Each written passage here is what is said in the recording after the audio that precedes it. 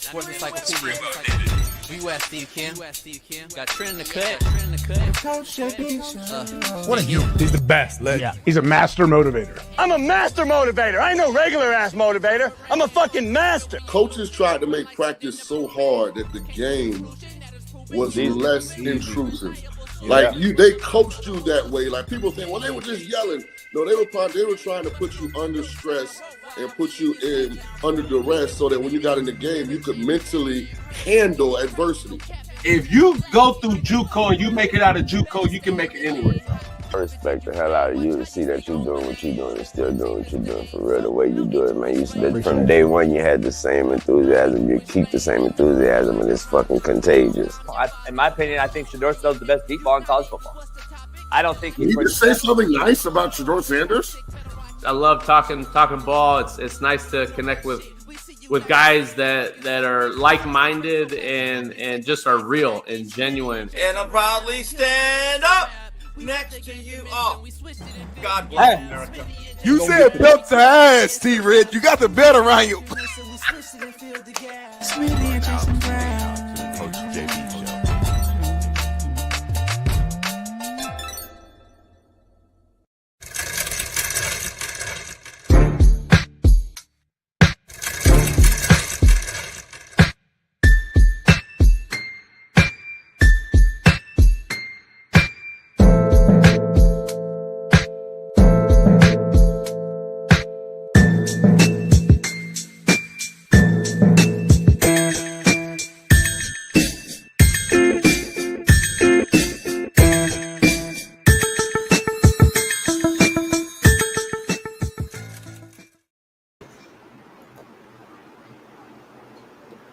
Yeah, got a stick, some yak. We ready to go. It's Merciless Monday. I take no mercy.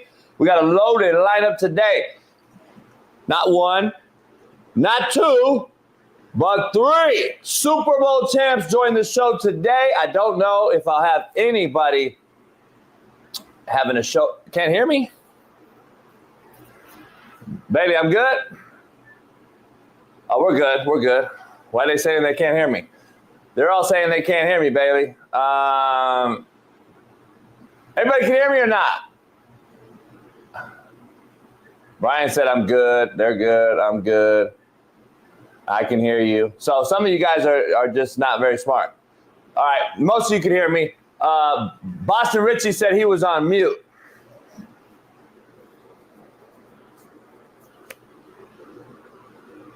Fuck, man. Anyway, let's dive back into it, man. What up, what up, what up? We're good. It's Merciless Monday. We got not one, not two, but three Super Bowl champs. We got Super Bowl champ, Boston legend, New England Patriot, Purdue Boilermaker, New England Patriot, two-time NFL Super Bowl champ, Rob Ninkovich joining us live here in about an hour. We got E-Dub, of course, Eric Weddle Monday, plus we got Shaun King and Matt McChesney. So it is Super Bowl week, so why not have Super Bowl champs on the show? And that's what we'll have. So we got Rob Ninkovich joining us. We'll talk all things football and obviously on a big basketball morning here. So appreciate everybody. Pound that like, subscribe, become a member of the realest show on Planet Earth. And make sure you head on over to our other show and channel as we're working out the kinks on the LA Slap Nation channel. We'll get the updates to you here in a second as we start planning that show and channel. So pound that like and subscribe. And make sure you head on over to BetUS right now and use our promo code CoachJB and get your 150% bonus up to your first $2,000 deposit with protection. So head on over there today. Let's dive into it, man. Obviously, you see the thumbnail you saw over the weekend in the biggest news in maybe the last several years. The NBA, though, however, has a problem. And it is, in fact, they continue to plummet in viewership. They continue to find ways to create a horrible product with the greatest athletes in the world. It amazes me that LeBron James still is catered to the way he is by this league. This was allowed to happen simply to keep the NBA viewership alive and keep the Lakers relevant in some type of way. Number 2 largest media market in the world, LA. Second most championships to Boston, LA. And at 40 years old, LeBron is still playing puppet master, and the spineless Adam Silver will not step in and do what the NBA did to this very same organization when Kobe Bryant was playing, as they vetoed a trade to get Chris Paul. Yes, it was a different time. It was a different deal. The Hornets at the time was owned by the league. I get all that shit. But isn't that even more reason to not allow this trade if you cared for this league as a leader, Adam Silver? Now let me dive into the trade real quick before we bring our main man, Big Smitty, on. The Lakers clearly aren't contenders in my opinion. The Mavs now are, though. As long as AD stays upright and plays games, and Kyrie is Kyrie, they have bigs, they got shooters, and now got a top 5 player in AD to protect the rim and score 30 a night. The Lakers game a soft, out of shape assassin on offense, make no mistake about it, but plays absolutely zero defense and is a spitting image of LeBron James as far as his game goes. He has to have the ball in his hands, Magic-esque, but he can shoot now. But LeBron can't play off the ball very well, in my opinion, and also needs to either facilitate or score having the ball in his hand. So how is Luka going to play off the ball, and how is LeBron going to play off the ball? Only time will tell. But what I do know is Luka lost $120 million at 25 years old in this trade.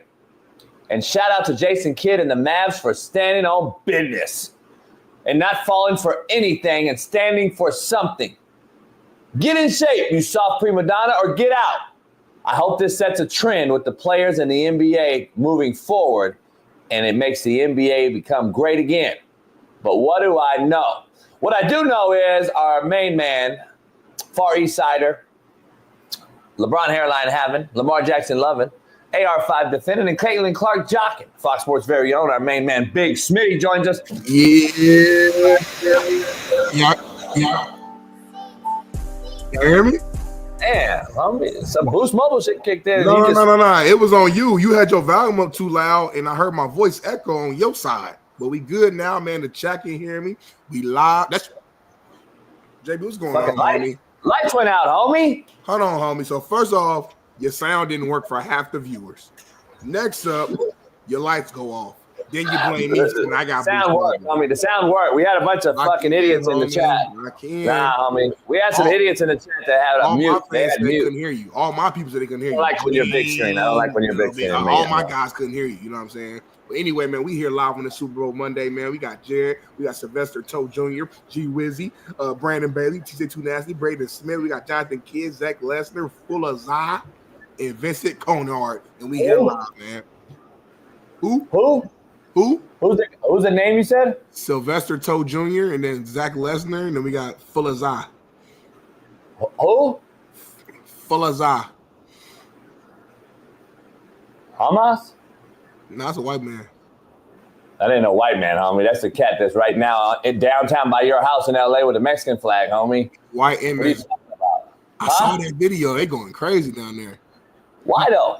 I don't know. I saw it last night. I didn't like read into it. I just was on Twitter and they're like at the whole, was it the 110 or 110 like shut down over there.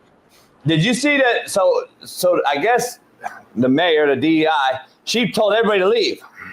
The cops. You saw it? No, I didn't see that piece. No. Yeah, they was about to arrest cats. They just out of nowhere. They just left. They was like in riot gear, get in their car and drove off. I guess around 9-10 o'clock last night.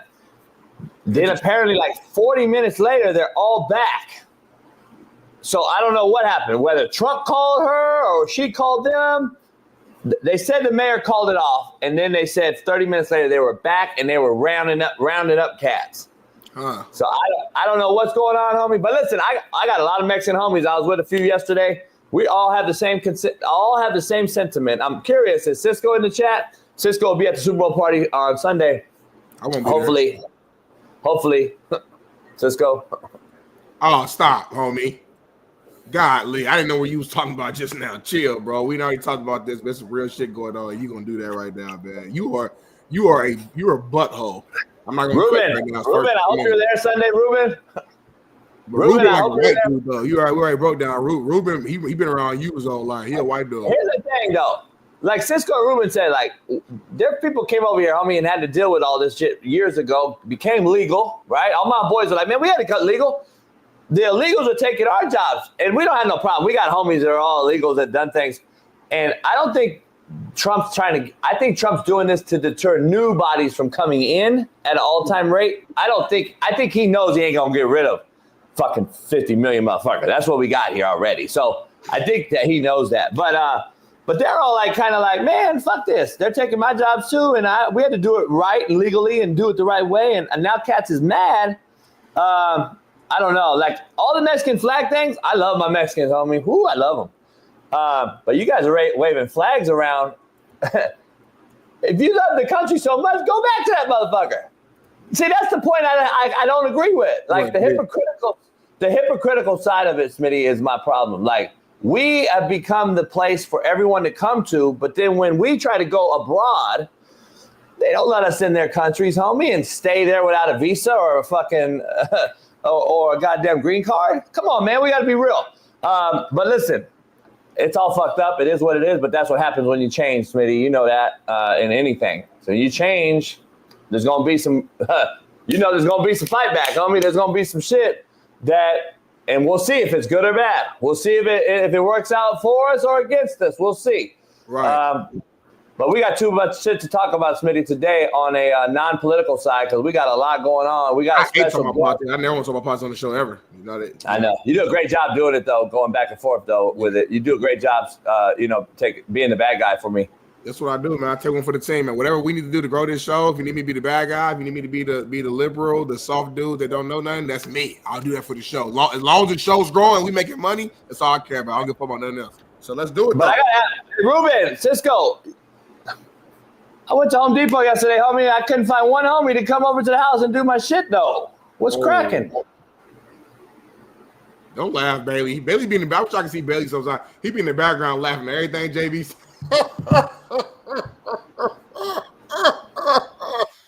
like, and by the way, we gotta fix this shit. Everybody at Home Depot, all my Mexicans, homies, don't come over my house and charge me $700 motherfucking dollars to do a $100 job with no insurance. I said, you guys are general contractors, homie? No. So where did you come up with this price point that y'all have thought that you're basically general contractors now, homie? Like, I'm trying to figure out, Smitty. I don't know, Smitty, wait till you own a house, Smitty. You got to go grab some and bring them to the crib and do some work. They're trying to charge us, homie, now. General contractor prices, homie. And they ain't got no insurance. I say, hey, so if you fuck up my house, what's cracking? And then okay, I do for $600. I'm like, hey, I take $100 off, homie.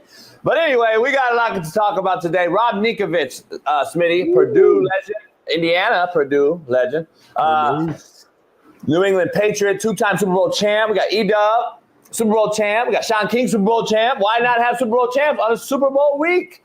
So, it makes sense to me, homie. It makes sense to me. Well, you got the realest show on planet Earth. I think everybody watch our show. Whitlock confirmed. Cam Newton confirmed. Stephen A. All the ESPN. Everybody confirmed. They all watch our shit. You know what? They even say our takes, Smitty. You know what? You know what, Smitty? I pay them homage. They're paying us homage by doing it. That's how I look at it. You want to take our takes? You want to spit them out? Because we know we're the first thing smoking on live on YouTube. We know that. We're right starting with Get Up in the Morning on ESPN. We're right there an hour after them. We're before First Take. We're before McAfee. We're the first thing smoking. So it's only obvious that cats use our shit. Like, come on now. Like you said, like, we should be flattered. We should be honored. Homie, I got to break the news with you right now. What? I'm watching Get Up. All this talk about all this shit that's going on. They had like a debate going on about the Luka trade. And these motherfuckers started like getting to it, right? You know what's her name? The one, fuck's her name. She's fucking horrible. Nina McNutt or some shit? McNutt, yeah. She hooped, I think. You got like a natural, like a naughty head or something. I don't know about that, but she used to hoop though. Yeah.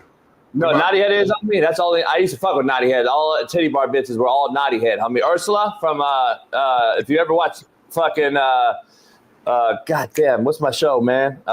With Queen Latifah, all the women robbing banks. Set it off, homie. Set it off. Ursula and Set It Off, homie, was my dream. Was my dream bitch. Naughty head, blonde, thick. But anyway, you funny as McNutt is not that. But anyway, she was on there, homie. And Smitty, listen to this. Listen to this. Yeah. They're arguing, right? Yeah. This broad does a Smitty. What?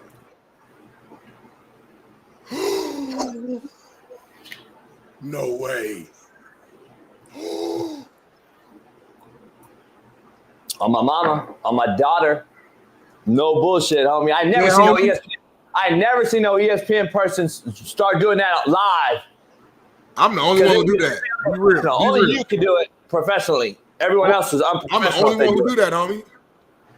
And she did this, homie, while they were arguing, and she was like, crazy.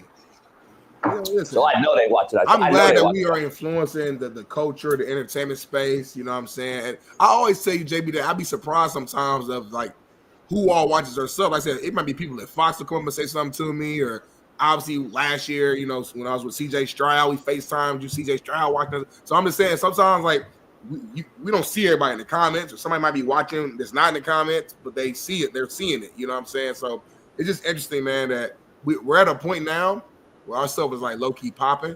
That's why I be having to check you when you say some wild shit, because it ain't like the old show we first started. People really be seeing our stuff now, so I be having to check you now. Can't check me though, but you still use straws. I don't. I be checking. Yeah, I use straws. I'm gonna stay true to who I am. I'm so comfortable in who I am as a grown man that a straw is not gonna define me. You still get your AE. So I mean, what does that mean? We got a whole hour of the show by ourselves today. Let's dive into this. Let's talk about some people that have taken our shit. So Whitlock, good friend of the show. I'm trying to see if I get him on this week. Super Bowl champ. He's not Super Bowl champ. I mean Super Bowl week. Sorry. So Whitlock, you know, Whitlock does his thing, and he doesn't like me using goddamn in vain or whatever. I laugh at that. But listen, my co-host Smitty is a content creator specialist. Whitlock is too. So Whitlock now is starting to do the videos, just the face shot videos. Have you noticed? I saw that. Yeah. Why? He's trying to grow. Like, you either adapt or die, homie. So anyway, he takes a video and it comes out. But prior to that, Bailey, I don't know if you can show them my video I did with my little video about Luka and LeBron. Yeah. And it's almost like a spinning image that came right after my video. And I was like, can we watch both? I mean, we got time. Is it possible? If not, don't worry. Can we watch both? Is that possible? Let's show it. We're leading up to quote of the day, by the way. Go ahead. So let me get this straight, man. The Lakers basically get Luka at 25 years old for a 40-year-old Anthony Davis. Yeah, I said 40 because with his injuries on top of his 31-year-old real age is closer to about 40, 45 years old. Either one of these guys right, you kept going are very strong-minded. Let's say that. BPS. Keep it like that. One of them is pussy soft. The other one plays zero defense, fat wobble body who doesn't care to get in shape. And yet, these two teams said, fuck it. But here's the cold part about this. The league is catering to LeBron James even more than ever. Because didn't Kobe Bryant try to get Chris Paul? And wasn't that vetoed because it was unfair practice? Where's the same fucking energy with this fucking trade? LeBron gets it, Kobe couldn't. Wow. What a fucking joke. Don't miss the Coach AB show. Okay. Now, check this out. I never seen Whitlock do a straight face shot video. Never. He did 3 yesterday. We got to avoid this Luka Doncic trade. David Stern has to come out from his grave and talk some sense into Adam Silver. The Luka Doncic trade makes no sense. It undermines the credibility of not just the NBA, but all of professional sports. The credibility of professional sports has never been lower. We spent this entire NFL season talking about officiating. Is it scripted? Are they favoring the Chiefs? Whether that conversation is fair or unfair, it is the conversation happening about America's number one sport, football. We've already had the conversation as it relates to the NBA and the whole Tim Donaghy scandal. We've seen David Stern previously say, hey, look, you can't just give Chris Paul to the Lakers. This is unfair. It looks bad for the league. Nothing the NBA has done looks worse than this, looks more scripted than this. Luka Doncic for a ham sandwich to the Lakers.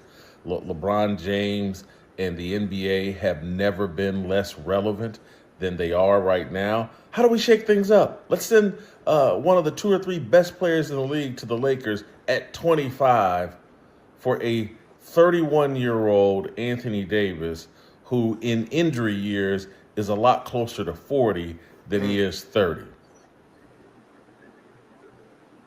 For a ham sandwich, if he would have said Chico stick, but isn't it the same thing? It's similar. I ain't gonna say Whitley. Shout out to Whitley, like you know. Yeah, but it's similar. It's similar. Hey, Smitty, be real. He's a journalist. Yes, he is. Whitlock's much more in-depth, smarter than me when it comes to the journalistic side of shit. He's legit. He knows all that. He's very smart. Very smart dude. Very fucking smart dude. I'm just a hood cat doing a show with the homie. That's how I relate it. If you're from the hood, you know what I just said, and that's just what it is. Yeah. I never did the journalistic shit. I think I'm a decently smart guy. But most of the shit, mid or whatever you call it. So, but maybe say I'm just a hood cat doing the show with the homie. That's literally like if we were pitching this show to like a big like Nike or some shit. Like, hey JB, like tell us about your show. Like, why should we be interested in your show? Hey man, we just some hood cats, man. I'm just a hood cat doing a show with the homie, man. Really show on planet Earth. Hey, yeah. Hey, by the way, Smitty's, we've had like meetings with certain companies and shit, and Smitty will tell you, like, I just tell him straight up, like, I'm not feeling it. He literally said that though.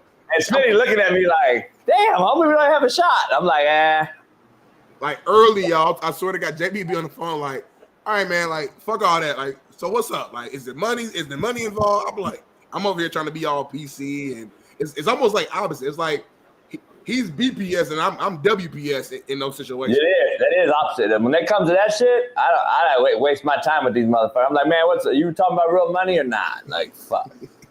So maybe let's dive into the show, man, because quote of the day is brought to you by BetUS. Head on over there today. Get you a 150% bonus on your first deposit up to $2,000. It is Super Bowl week. You can make prop bets all week long. You can bet the first half, the second half, the kickoff, the first touchdown thrown, the first rushing touchdown, how many pass completions or attempts. You can bet yards. You can bet interceptions. You can bet it all. So BetUS today. Head on over there right now. Plus, in lieu of the biggest news in the world, the Luka and LeBron trade, you can go to BetUS today, and you can take over-under picks on, does the Dallas Mavericks end up having a better year over the Lakers, or do the Lakers stay intact at the 5 spot and continue to stay there, and Dallas having to catch them in the seeding? You can bet that on BetUS. You can bet who has a better rest of the year, AD or Luka,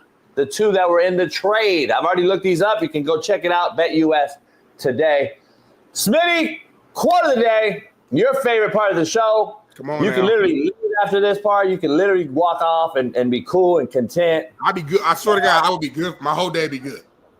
If it's a good quote. Or horrible. This determines everything. If your phone ain't ringing when you're struggling, don't pick up when you're winning.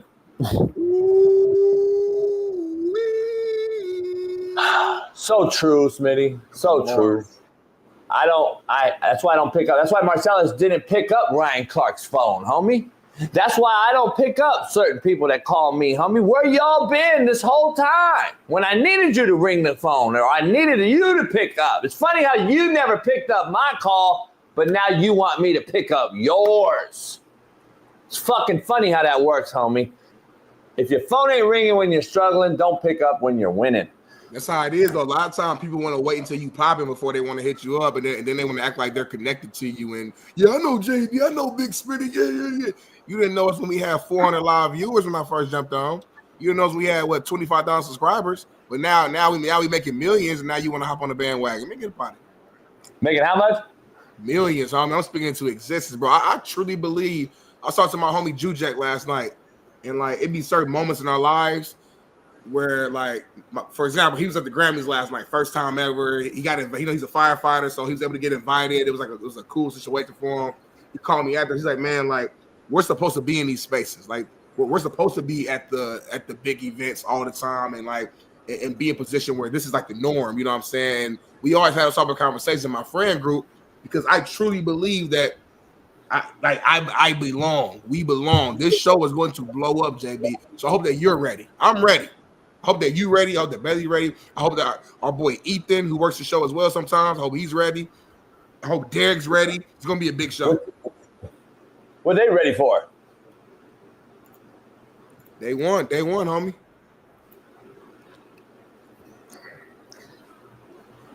Contrary to belief, brought to you by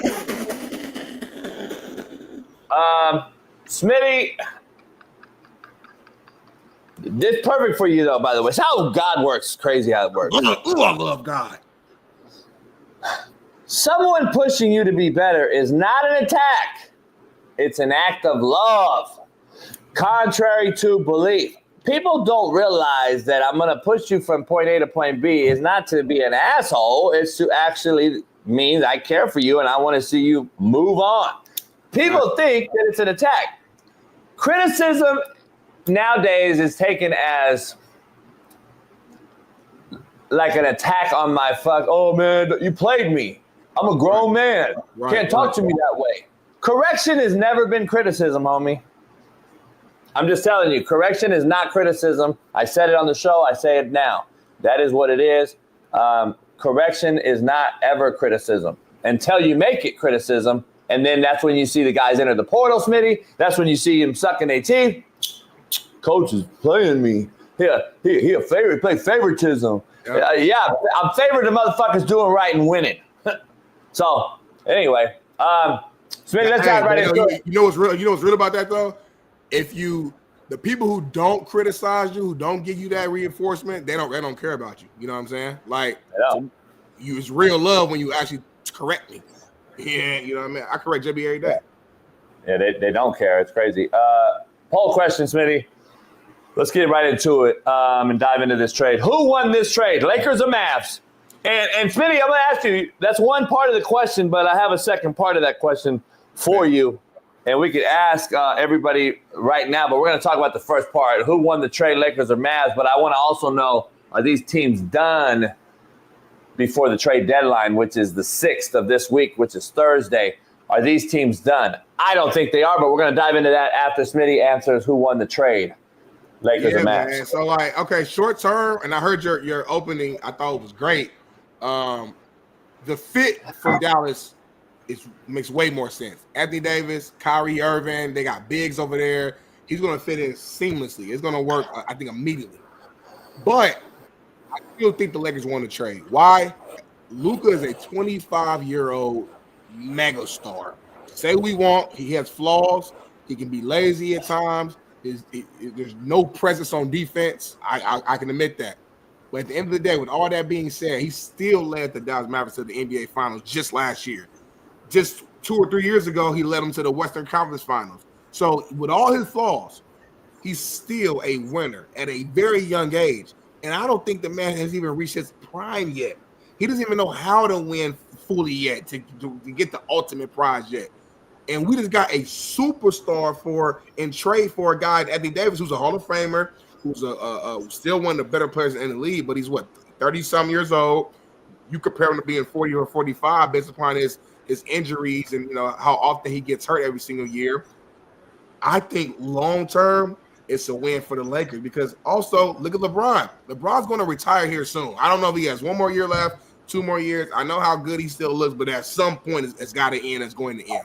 The Lakers now have their next superstar who they can build upon and build around, and we can be excited about as Lakers fans and kind of get out of the whole LeBron James, saga. As a Kobe fan, as I am, as you are, JB, and as a lot of LA is, it was really weird when LeBron signed with the Lakers. It really no fault or no shot towards LeBron. It's just the fact that forever we had a LeBron and Kobe debate. Who's better? Who's the greater? Who's this? Who's that? So to bring the rival, so to speak, to LA, it just felt weird. It would be like in the 90s or something if you would have, or in the late 80s if Bird joined the Lakers. It just felt weird, right? So it's like a lot of Lakers Nation have been looking forward to the next iteration of the Lakers, the next superstar, the next person to support and look forward to. So big picture, man, I think the Lakers won this, but short term, I think we'll see more success from the Dallas Mavericks. Man, we got to give a shout out to a friend of the program. We have a guy, Smitty's friend, my friend, Savvy. Oh, yeah.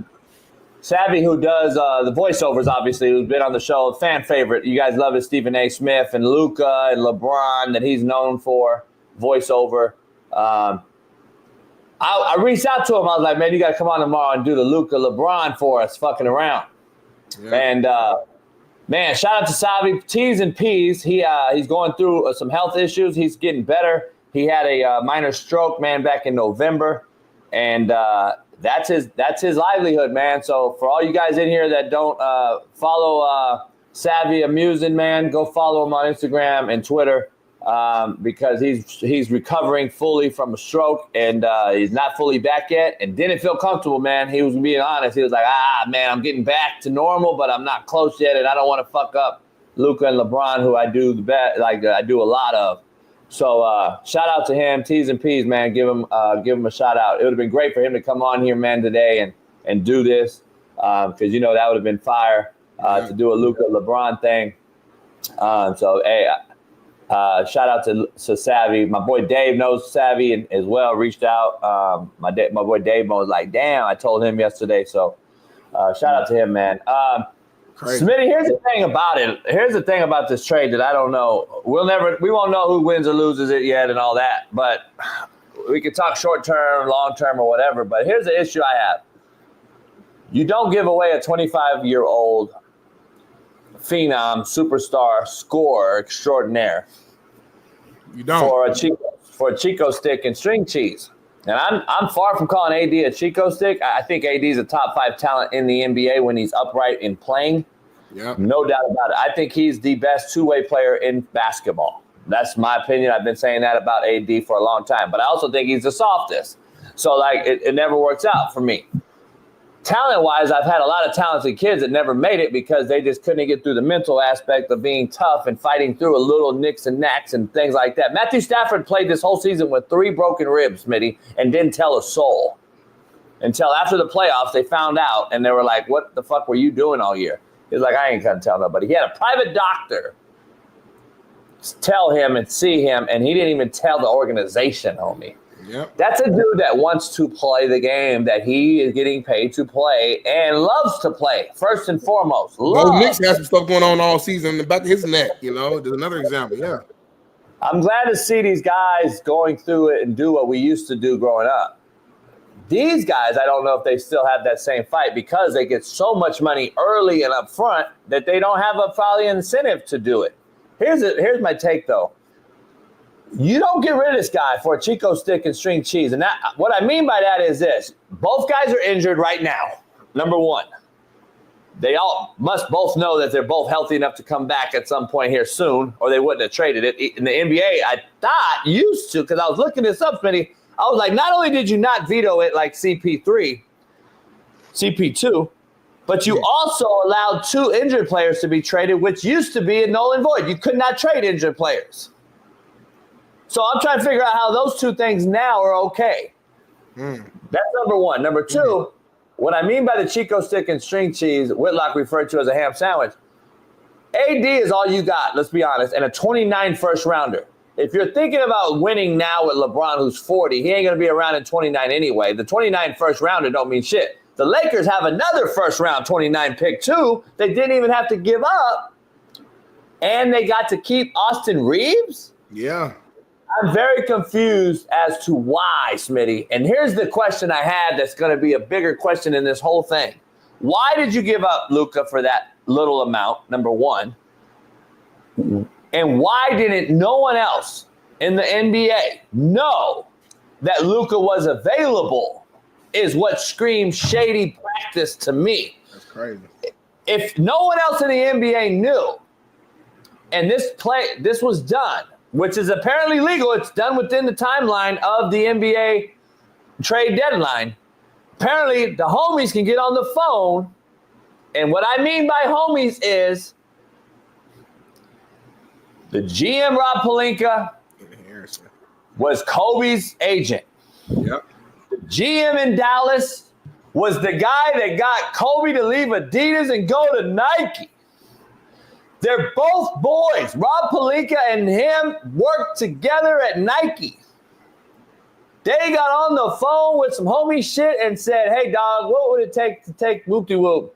Apparently, it was a whole fuck-around conversation that turned into reality because they were fucking around and they were like, yeah, whatever. You ain't giving me Luka for AD straight up. What if I did? Well, I'll do it tomorrow. Well, why don't you do it right now? The conversation, that's what they said. Right. And everybody, we all thought they was hacked, and we all thought shit was going haywire on Saturday night. And we're sitting here at midnight on the East Coast, and everybody's like, what the fuck's going on? No way, no way, no way. I'm like, he got hacked too. I was like, everybody else, he got hacked. I sent you the link, and you and me was like, man, hell no. He was like, and I'm sitting there like, damn. But Smitty, a 29 first rounder and Hayes, who'd they get? We got No, who'd they get? Who did we give? AD and who? No, the light skinned buddy. He was hooping last night too. What's his name? Fuck. Exactly. No, you're making my point. Exactly. Max Christie. Exactly. Yep. Exactly. What's his name? Exactly. What's his name? 2029 first round. So Max Christie, 2029 first round, and AD. And then we got Markieff Morris, Maxi Cleveland, that's a 3-and-D guy, and Luka. We that's what I'm saying. I think the Lakers here and there won the trade. My only problem is, and you mentioned this earlier, we can dive into this in a little bit. Luka and LeBron don't make sense on the court though. That don't make sense. But here's the question: why did this trade happen without anyone else knowing about it? Like, that's the thing. How is that not? I don't know what the rules are. I'm not going to dive into it and make myself look. But I want to know. Two homies called, boom, made it happen. I'm sure that there's teams out there that would have thrown a lot at the Dallas Mavericks for Luka. Way more. Like I can see the Pelicans. I think it was Austin Rivers made a good point. He was like, the big fella, Rudy Gobert, in that trade, somebody gave away like 4 first-round picks to get him. So what would the motherfucker give to get Luka? They might get 10 first-round picks. I know that sounds great, but I'm just saying, like, who knows? The thing is, though, like, I'm curious to know how Jason Kidd feels, because apparently, supposedly, which I find it hard to believe, apparently either coach knew and no player knew. These are homies behind the scene, boom. If that's how they did it, then guess what, Smitty? I have no issue. You know why? Because I've been saying it with you on this show. You've been defending the players. I've been defending the coaches and the admin side of it. And I'm like, you know what? You all want to be grown in college. You want to enter the portal. You want the money, but then you don't want to play bowl games, all that. We had these arguments, right? This is similar. And where I'm going with this is a similar talk. It's the same topic. If y'all say it's a business, then guess what, dog? It's a business. And me and my boy had an argument the other day where I was like, well, I agree with you because I'm on that tip. And he was like, yeah, but I also said, as a coach, I'm pissed if I didn't know. Right. But he's like, nah, JB, you always say it. It's a business. Fuck it. Then let the GMs handle it. You're the coach. You coach what's on the court. And I'm like, yeah, but at the same time, it's like I would like to know I'm coaching tomorrow. By the way, they got beat by fucking 50 yesterday by Cleveland Cavs. So that show they're professional basketball players. You can't tell me that they didn't show up and are just like, Cleveland scored 100 at halftime, homie. So you can't tell me that the Dallas Mavericks morale is not down. So I'm like, it's the whole thing to me is like, damn, You didn't let them know. Jason Kidd, Redick, how are they feeling today? I want to know. And then I want to know, is this a ploy that the Lakers and the Dallas Mavericks have got together and said, let's change the narrative here? Let's take the control back? Because let's be clear, owners have always had control, Smitty. They got the money. Of course. But Adam Silver and the lax contract and the max payouts that we're paying these guys prior to them even proving who they really are is what has allowed this to happen. Plus with the All-Star rules and the in-season tournament and load management games, you're allowed to miss games. All this, to me, has created this snowball effect of what we are complaining about today. Lack of physicality, motion on offense, just shoot threes, no defense, instant replay for 10 minutes on a fucking common foul. All the things we're bitching about that by factual evidence has lowered the viewership. That's just fact, not me. Facts, the viewership's lowest it's been. And all that accompanied with this trade, I'm wondering, are these coaches feeling a certain type of way, or is this a way to get Clutch Sports out of LA? Let's get you out of here. You're too. I don't want all this shit with you guys. I don't even need to tell you because apparently Rich Paul was pissed. He didn't know. Lakers like, I don't need to let you know. I've heard two things on that. I'll let you go though, because I heard that Rich Paul's AD's agent. Now he represents him, so I heard that he did know and he didn't say nothing. I don't know. There's been so many stories around, so I don't know what's true or what's not. But unless we have insight, we don't know. We're just alleged. Right. But all I'm saying is like this could be a Laker play to get you out. Fuck you, move. And then on the other side, Dallas is like, hey, dog, I don't care if you're 25 and an unbelievable offensive talent. If you're going to be 30 pounds out of shape, looking like a wobble body, and we pay you a lot of money to come here and be hurt and not show up. And by the way, he's an all-time great in the playoffs. Luka's the second all-time leading scorer all-time right now. One of the only other ones with Jordan to average over 30 in his career in the playoffs.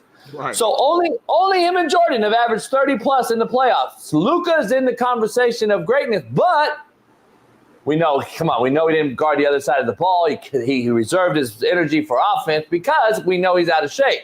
So I'm trying to find out, is this a way to get the league back in control in the owner group, management, and coach? And I just don't know if that's it or not. We'll wait to see, Smitty. But listen, man, we know no one expected this to happen Saturday night in the week of the Super Bowl. And this is just another way for Dallas to be relevant during the Super Bowl. Because the Cowboys won't be. The Cowboys ain't going to be there, man. Hey, the bottom line is Luka's the biggest draw in Dallas, not Dak. No, for sure. For sure. Luka might be the biggest draw in LA now. Real quick, thanks for bringing this up here, Bailey. Bailey made a bit, it's an interesting old quote from the former majority owner, Mark Cuban. It's back in 2020. He said, if I had to choose between my wife and keeping Luka, catch me at my lawyer's office preparing for a divorce. This was in 2020. It's 2025. And then he found out who he voted for, and shit went south. Well, nah, he just he went to a minority stake in ownership, so now he doesn't make full decisions. So. Nah, I know, but that motherfucker found out Luka was a Trumper and was like, "Oh shit, get out of here." AD, who'd you vote for? Kamala? All right, let's go. That's what I look at it. But anyway, I'm just fucking with you. But here's the thing, Smitty. I don't see how. To your point, I want to get back to your topic real quick. To this point. Here we go. How does this guy and LeBron share the court? They're the same player. He's white, though. Exactly.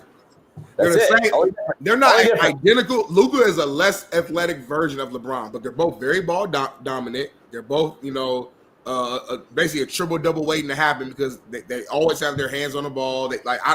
Luka can't play off ball. That's not his style.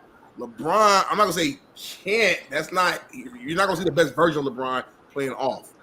So I've been trying to see what's the world where they both play together. And I put out a tweet when the thing first happened. I said, man, I don't think the Lakers are done. I said I think LeBron might be gone. But then I have to think about it. I said, well, LeBron has a no trade clause in his contract, so they can't just trade LeBron without his say in it. So I'm like, man, and I think the deadline is in 3 days. I think it's February 6th. So I don't think the Lakers are done, but I'm probably going to have to retract my steps and saying that LeBron's going to get traded because he has a no trade clause. But so I'm just trying to see how this plays out. I'm very intrigued to see.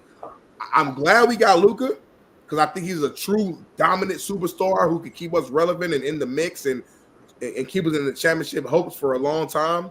But to your point, JB, it literally makes no basketball sense right now. When you look at our team on paper, it don't make sense. Yeah. You're blurry, but I need you to read a private chat. And then I want you, since we're the realest show, I want you to read Bailey's question to the chat and ask him what my original thumbnail. Let me read it. Here's from Bailey Price. Smitty, did JB tell you his original idea for this thumbnail? You would have loved it. So, JB, what was your original idea for the thumbnail?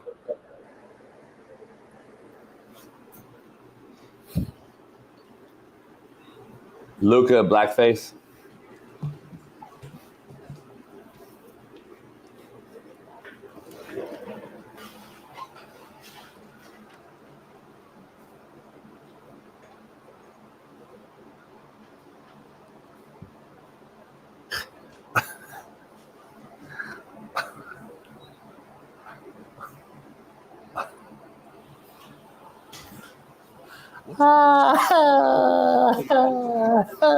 What show am I right now?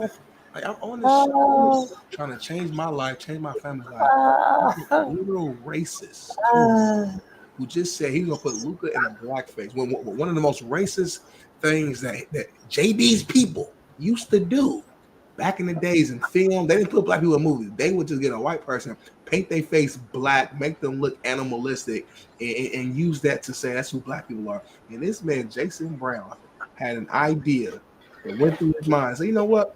I'm gonna put Luka as a blackface. I wouldn't have done the show if that happened. So thank God that the young person, the young guy, has some common sense and Bailey Price and said, nah, JB, I don't think we could probably do that. Should probably go a little another route. That's crazy. Oh man. My fault. I had to go give me a little shot real quick.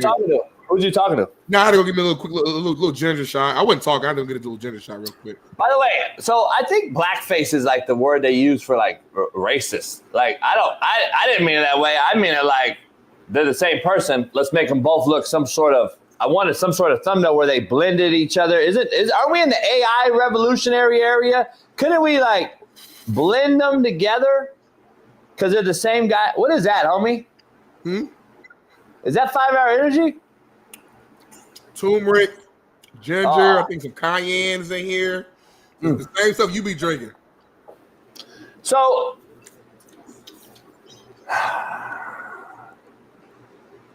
anyway, what you on, JB? Why you be pausing like that in the middle of your take?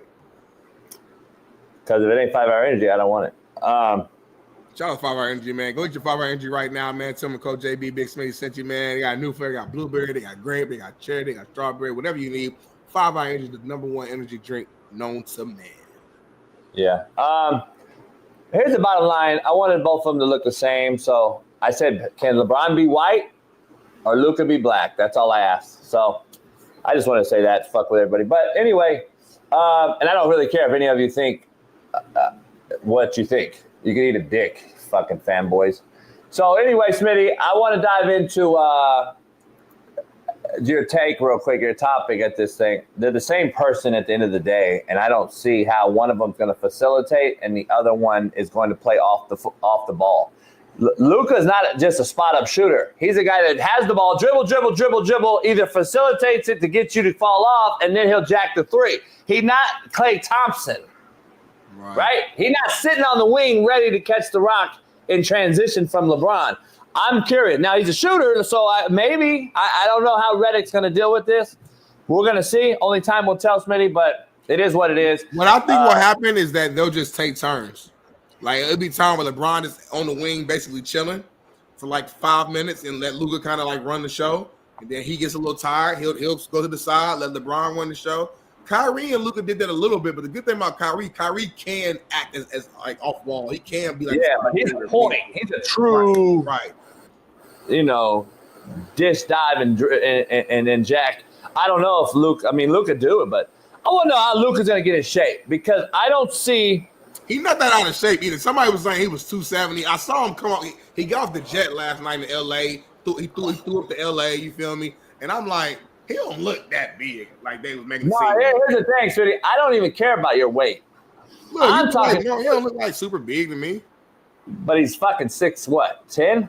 Okay, but I'm saying like he's hurt. Yeah. He don't look like crazy big. He probably needs Be careful moving around. You're in LA now, homie. Motherfucker, better be careful. All that shit matters here, homie. Some of us they're stacking. He got on blue. He doing all time. He got pressed already. Hey, what's side? You better relax, homie. Be careful, Palinka. That shit mean fucking Vadio Trete, homie. Those fingers turn the wrong way. It might mean something else, homie. Hey, here's the thing I gotta ask though. The weight don't matter. You and I know you could be in fucking top-notch weight and look slim and be out of shape as fuck, and your mentals go away because you don't want to play both sides of the ball because you ain't in full shape. Yeah, that's true. He's not in shape, homie. I haven't seen him in full shape. And by the way, maybe I'm not a doctor, but let's be real.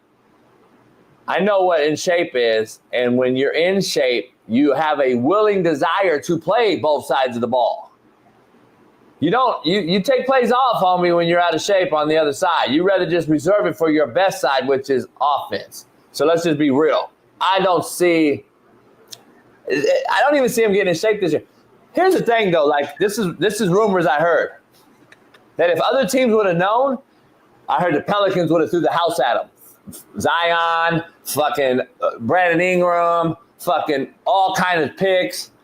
That's one. I heard Memphis would have been involved. I heard all these guys to get over the hump.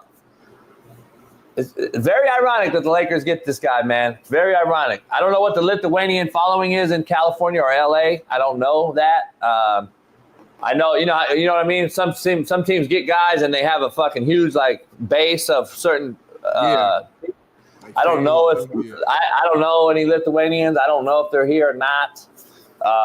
I mean, I think it comes down to what you said. It's about relationship. Nico Harrison, the GM for the Mavs, has a close relationship with AD as well. They've been tight for a minute, and I think he looked at it as if, man, listen, we need some defense. We need some probably some additional scoring at the big position. They have bigs, but the bigs they have are true just like rebounders, not really gonna score a lot of points. So he's like, we can add some more size. We need defense. He said defense wins championships. So I think he just thought of it like, man, you pair him with Kyrie. These guys are, two guys who I think they're both Kentucky cats, if I'm not mistaken. Guys who are friends, close relationship. And again, from a basketball standpoint, it's a seamless fit. Like we both agree that. I mean, even Charles Barkley came out like, listen, I think like they may instantly be the second best team in the Western Conference now. You know what I'm saying, behind OKC. And I mean, obviously we got to watch it and see it, but it makes perfect sense. So I understand why he did the move. But to your point, when you have a piece like Luka, you don't just tell one team. You got to at least see what's going on. But like maybe for him, because it was so crazy, he wanted to just keep it quiet. Because it's like, damn, they're trading Luka. Because imagine if he did do it the traditional way and it was public. This would have been this crazy news. It would have been distractions. His players would have been getting asked about it every single day. It would have been a lot going on. So he's probably like, no, let's keep this hush-hush. I know who I want. Ain't no point of bullshitting. Do y'all want Luka? That's just behind the scenes, man. Woo, woo, woo. Let's keep it going. So I didn't respect it. Or Slovenian. I don't know what he is. He's Slovenia? I don't know. My bad if I said Lithuanian. I don't know if he's Slovenian. I thought he was Lithuanian. Is he Slovenian? I don't know. Yeah, that just tells you we don't really give a fuck. He can hoop. That's it. We don't care. He can throw a football. I don't care fuck what he is. White, black, Mexican, homie. I don't give a fuck. There's another big trade too. I know it's not as big, but I know we're about to close out real quick, but or go to a commercial break. But De'Aaron Fox went to the Spurs. I actually like that combination of De'Aaron Fox with Wembanyama. You know what I'm saying? For Zach LaVine, though, how many teams were traded? How many teams were involved in this? I think it was 3 teams. Yep, the Bulls. Yeah, because Zach LaVine went from the Bulls to the Kings. Then De'Aaron Fox went from the Kings to the Spurs. So it was a 3-team situation here, and yeah, I like it. De'Aaron Fox got to change his pace, and I got to be honest. I've been in both cities a lot, Sacramento and San Antonio. for a kid like this in his 20s, I don't feel sorry for him. He's making hundreds of millions of dollars, so I don't give a fuck about that. But having to live his full early on 20 life in SAC or San Antonio's got to be brutal. Those are two shitholes, let me tell you. San Antonio is too? San Antonio got Riverwalk, but it's a fucking tourist attraction. Other than that, the city's a fucking shithole. And Sacramento's god-awful. It's Kansas of the fucking West. And I'm just saying, like, I don't know. These are two shitholes. I feel for De'Aaron Fox or whatever his name is. But look, him and Wemby, I guess it'll be all right. I don't know if they have enough. I don't know if they have enough still, either one of these teams. But Zach LaVine coming back home to the West Coast, being a guy from, the Pacific Northwest, ties with SoCal. Now he's in Sacramento, so he's in the middle. He's back on the West Coast. And I mean, who knows, man? Maybe the Bulls are irrelevant, and they had a lot of talent. I thought the Bulls had a great tandem there, and they're blowing it up for some reason, Smitty, in Chicago. So we're curious to see if DeRozan's next. Well, DeRozan's on the Kings right now, right? Huh? DeMar DeRozan is on the Kings right now, right? Yeah, that's what I'm saying. These two now back together. Yeah. How have they blown this thing up and losing both of their stars, and now they're back together? How are they both fucking back together after Chicago had them with a great tandem and a nucleus? I thought Chicago had a decent going, ready to go with get a new guy, maybe another big or something. And then Lonzo got healthy finally this year, and Lonzo actually playing well. He's back now. He ain't played. I mean, I'm just saying they've had a lot of fucking issues. I don't know. I've been hearing Zach LaVine's name in trade talks forever, though. So I feel like it was just a matter of time before he got let go. So I actually think they must be boys. They must be boys. What if they got the same agent? LaVine and DeRozan. Both West Coast guys. DeRozan from Compton. I don't know. We'll see. It's gonna be interesting. I don't know who got the better of the two trade. We won't know for some years. I but think it's a good trade for both. I think it makes sense for both. I think De'Aaron Fox will be able to, put him under Popovich's system, put him next to Chris Paul too, a veteran Hall of Famer. Kind of can show him the ropes on a few things, and just be able to change the pace and put them together in that pick and roll with Wemby. I think it's going to be dangerous, man. You put them together in the pick and roll, and then Zach LaVine's just a true scorer of the ball, super athletic freak. You still got Malik Monk there, kind of running the point guard. You got Debo, Sabonis. Like I really think it's a win-win for both teams, man. NBA finally got. Shout out to y'all, man. Y'all got my interest right now. I'll give it to you. It's crazy that happened during Super Bowl week. That's why they did this, right? That's why they did this. It worked. It worked. To Whitlock's point, because I didn't go after that point. I just went after the fact that AD was the trade. Whitlock dove into it all deep about the viewership being down, plummeting, and the NBA needed to make some sort of splash to get people back excited. That happens every year, though, because the trade deadline's around the same time every year. Yeah. But I don't know if we've seen a Luka AD. Yeah, like, I don't know. Hemi Noise. Whatever that means, I don't need your fucking defending me, homie. I'm a big enough for you. I don't give a fuck. You talk shit the rest of the time. You miss me with that bullshit. I don't do that fake shit. You looking out for I don't need no motherfucker to verify me, homie. I'm verifiable, motherfucker. Don't get it twisted. I don't need your fucking ass to defend me to a bunch of slapdicks. Don't get it fucking twisted. I don't need you to let people know I'm from Compton, motherfucker. I'm from Bompton, guaranteed. Go check me out. Now let's take a commercial break. We got Big Matt McChesney on the other side, Smitty, and Super Bowl champ Rob Ninkovich on the other side of that. No, Hemi's a bitch, homie. Fuck that. We'll be back in 5. See you on 5.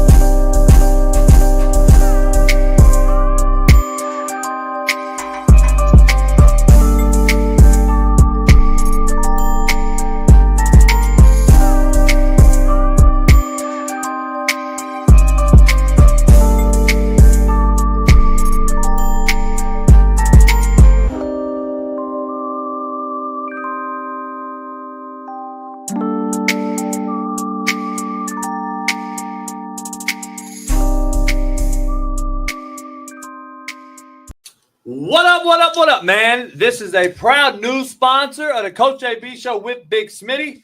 and it is First Round Performance. Yeah. Make sure you head on over to firstroundperformance.com. We got the merch, the gear. They are top-notch company. High quality, JB. All about the quality here.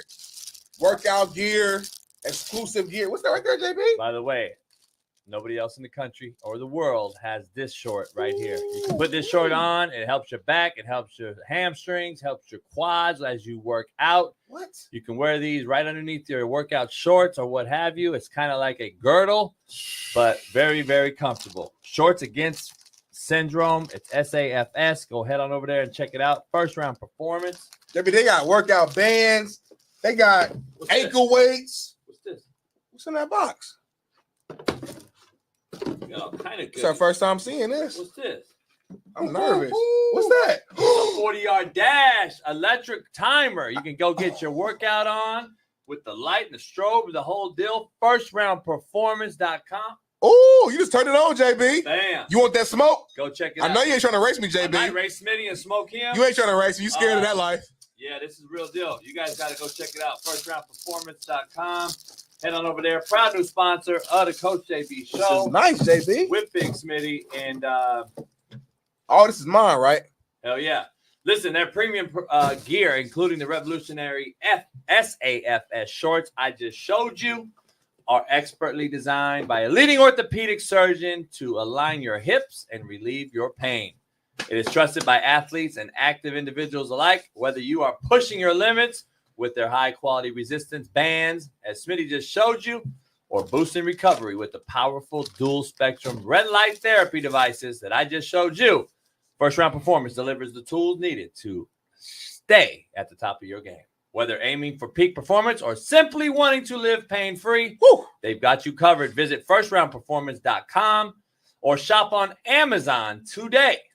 They just launched their AmazonStore.com, their Amazon store. This is out there, First Round Performance on Amazon. And so go help them out and grab some performance gear today. And please feel free to reach out to us if you have any questions. Yes, sir. Go First Round. Go First Round, baby. The promo code will be Coach JB. So check that out and head on over there today. Get right, baby. First Round, the highest quality.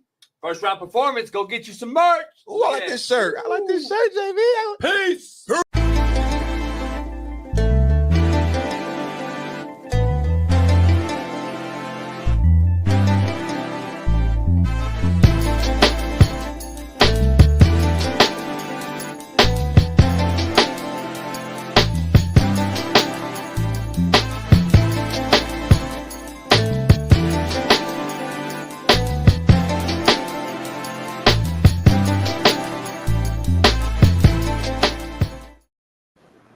We are back in the building, man. Let's bring our main man in, the owner operator of 0 to 60 Pod 60 Academy, the owner, the operator, Colorado Buff legend, Jet, Dolphin, and Bronco. My main man, Big Matt McChesney, joins us here on a Monday. It's Merciless Monday, Matt. I'm taking no mercy, Matt.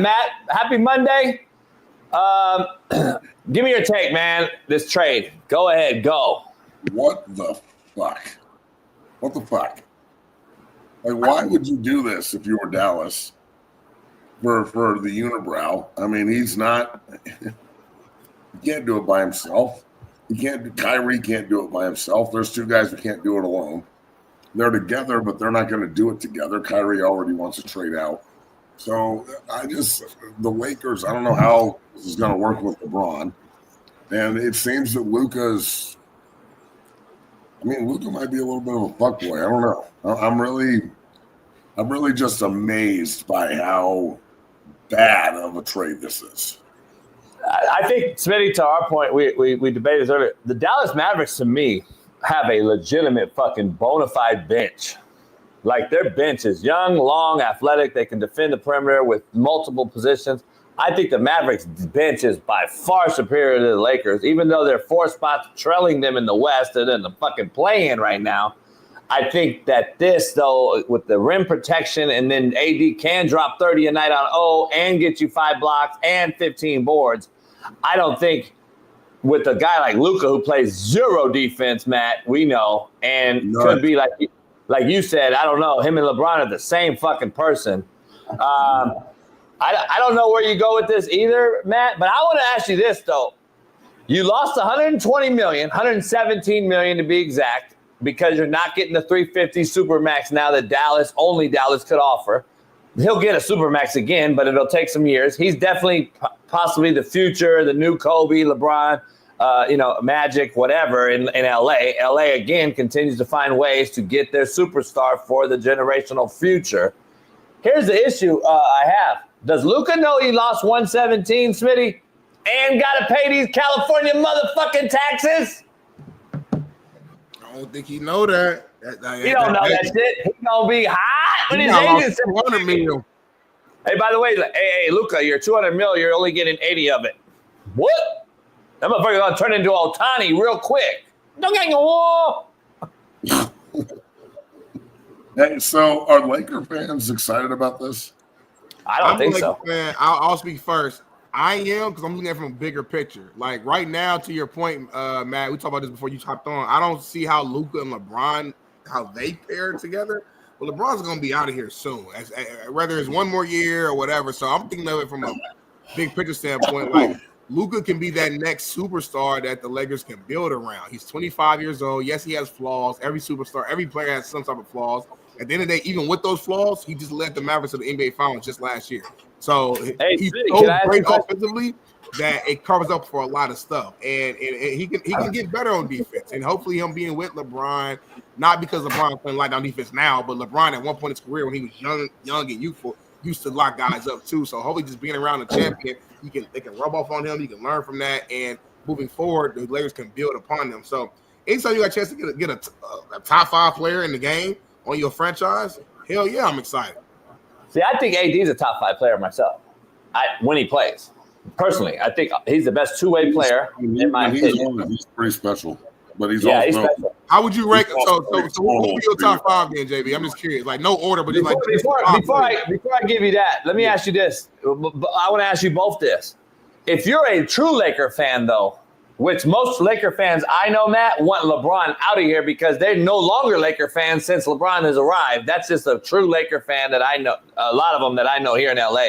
I think Smitty could tell you that a lot of people don't like from Kobe to LeBron, they don't like this transition, number one. Number two, I got to ask you, if you're a true Laker fan, though, I would have actually liked to see LeBron for Luka. That would have been fire. Luka and AD together to me now is a fucking future Laker team to be worried about. Not this. Unless you go, to Smitty's point, unless you go out and make some moves here in the next 2 days, which I think still have to happen. Because there's no way, Matt, that LeBron with a no trade at 40 years old, who made the Lakers draft his son, who fucking made a lot of things go down, no way he's sitting here like, either A, happy that you're grabbing my replacement as far as a franchise guy for the next 10 years. I get that. But at the same time, we can't win right now with this structured roster. So the LeBron has to be saying, who are we getting rid of now? We got a young Connect that you can't get rid of. I think he's a star in the making. Like him. Yeah, keep him. I like Reeves, but I think he's a tradable asset. You probably got to get rid of a Reeves. And who else do you have? Because you don't have no bigs, really. We need some bigs right now. It don't have to be no superstar big. Just say big who can run the court, play defense, rebound. I like Clyber. Clyber's not bad. No, I like Max Cleaver. He's a 3-and-D guy. He's a good piece to have for sure. This is a good move for the Lakers. I mean, if you're a Laker fan, you always have to. You got to tip your cap to the organization. Since Jerry Buss, and even before that, really, but since Jerry Buss, they're always looking to improve. Yep, Kareem, and they'll do anything to do it. Like they'll trade anyone, they'll get rid of anyone. If you're a Laker fan, you got to be excited about this. As long as Luka doesn't, he's got this eat himself out of the league thing, and like he's fat and lazy. I just think he's slow. He's like slow motion out there. Yeah. He slow motions everybody to death and drops 25 and 12 a night. Maybe he can learn a lot from LeBron on how to take care of your body and like really hyper focus in and be a pro. But he's not going to learn from LeBron how to like dominate and win. That's not what LeBron's in the NBA to do. LeBron is all about LeBron. He's not about winning. Old LeBron was about winning. The new LeBron's not about winning. Let's be real. You can't sit here and tell me that's true. He's too old. Well, that's my thing. So I don't think that this is going to help the Lakers now. I think Dallas is going to get really good really fast. If AD can stay healthy and Kyrie doesn't want out and like they can keep him level-headed, I think Kyrie is now dropping close to 30 a night, and AD is just rim protecting and playing down in the post and getting his. Yeah. Dallas, like you said, their bench is outstanding. This could be a good move for them in the next 3 or 4 years. Jason Kidd looked real thrilled about it, let me tell you. Did he look pissed? I haven't seen it. This is my thing as a Nugget fan, a diehard. Who do I think the best player in the world is? It's Nikola Jokic. It's not close. Right. Not anybody who doesn't think that this year. He's having the best year of his career, and it's not even close. Like, he's dominating. Shai Gilgeous is hooping, but I think Joker is still number one. Though. Well, yeah, but my point on bringing that up is this. The Lakers and the Mavs did this real fast. Real fast. Like, and nobody fucking got any word it was happening. And it was like telepath shit, and then they just made a phone call, and it happened, right? The Nuggets just signed Jamal Murray's sorry ass to a $200 million extension. Luka Doncic is out there in the trade block, and the Nuggets don't get an opportunity to go get him. That hurts the Western Conference. Like nobody else in the West gets a chance to go get this guy. It's just as a backdoor deal with the Lakers, bro. Wasn't there a backdoor deal with the Lakers like 12, 13 years ago with Chris Paul and the fucking and Kobe? And the league said because nobody else got a chance to go after Chris Paul in this deal, they exited it. Yeah. It was one of the reasons why Kobe didn't have like a third run with the Lakers, right? Isn't that what happened? I mean, that's what I start. My argument is, but then to give context. I understand how you can do like this behind like back channels trade, and nobody else gets an opportunity or even knows it's happening. That's some impressive shit in today's like reality of social media. That's so crazy. Like, I'm wondering how, because at the CP2 Chris Paul trade, they deemed as unfair practice was the quote. So if it was unfair practice, why is this not? Because I know there was a shitload of teams. The Pelicans would have got rid of Zion Williamson, Brandon Ingram, and probably some trade picks for Luka. Everybody's getting rid of someone. Memphis would have made a move. Houston is one player away maybe from a contender. They're fucking second in the West. People would have definitely traded Murray or Michael Porter Jr. in picks, because now with the way that the salaries are set up with all of like the, what do they call it? The fucking the different levels, whatever it is, where you have to like fit in order to not be in the luxury tax and shit like that. Yeah. Like, you have to trade a max player for a max player. So you got a max player available. And I know that Luke is not going to get a max deal because he's not with Dallas, and he'll be fine. And his endorsements probably pay him more than his salary. But what I'm saying is, I'm amazed that they kept this behind closed doors the way they did, where Dallas's head coach didn't even know what was happening. And I doubt JJ Redick knew what was happening. And then all of a sudden it just happens, to the point where I woke up yesterday and I was like, did they really just trade Luke for AD? Is this for real? Is this a parody account? What the fuck?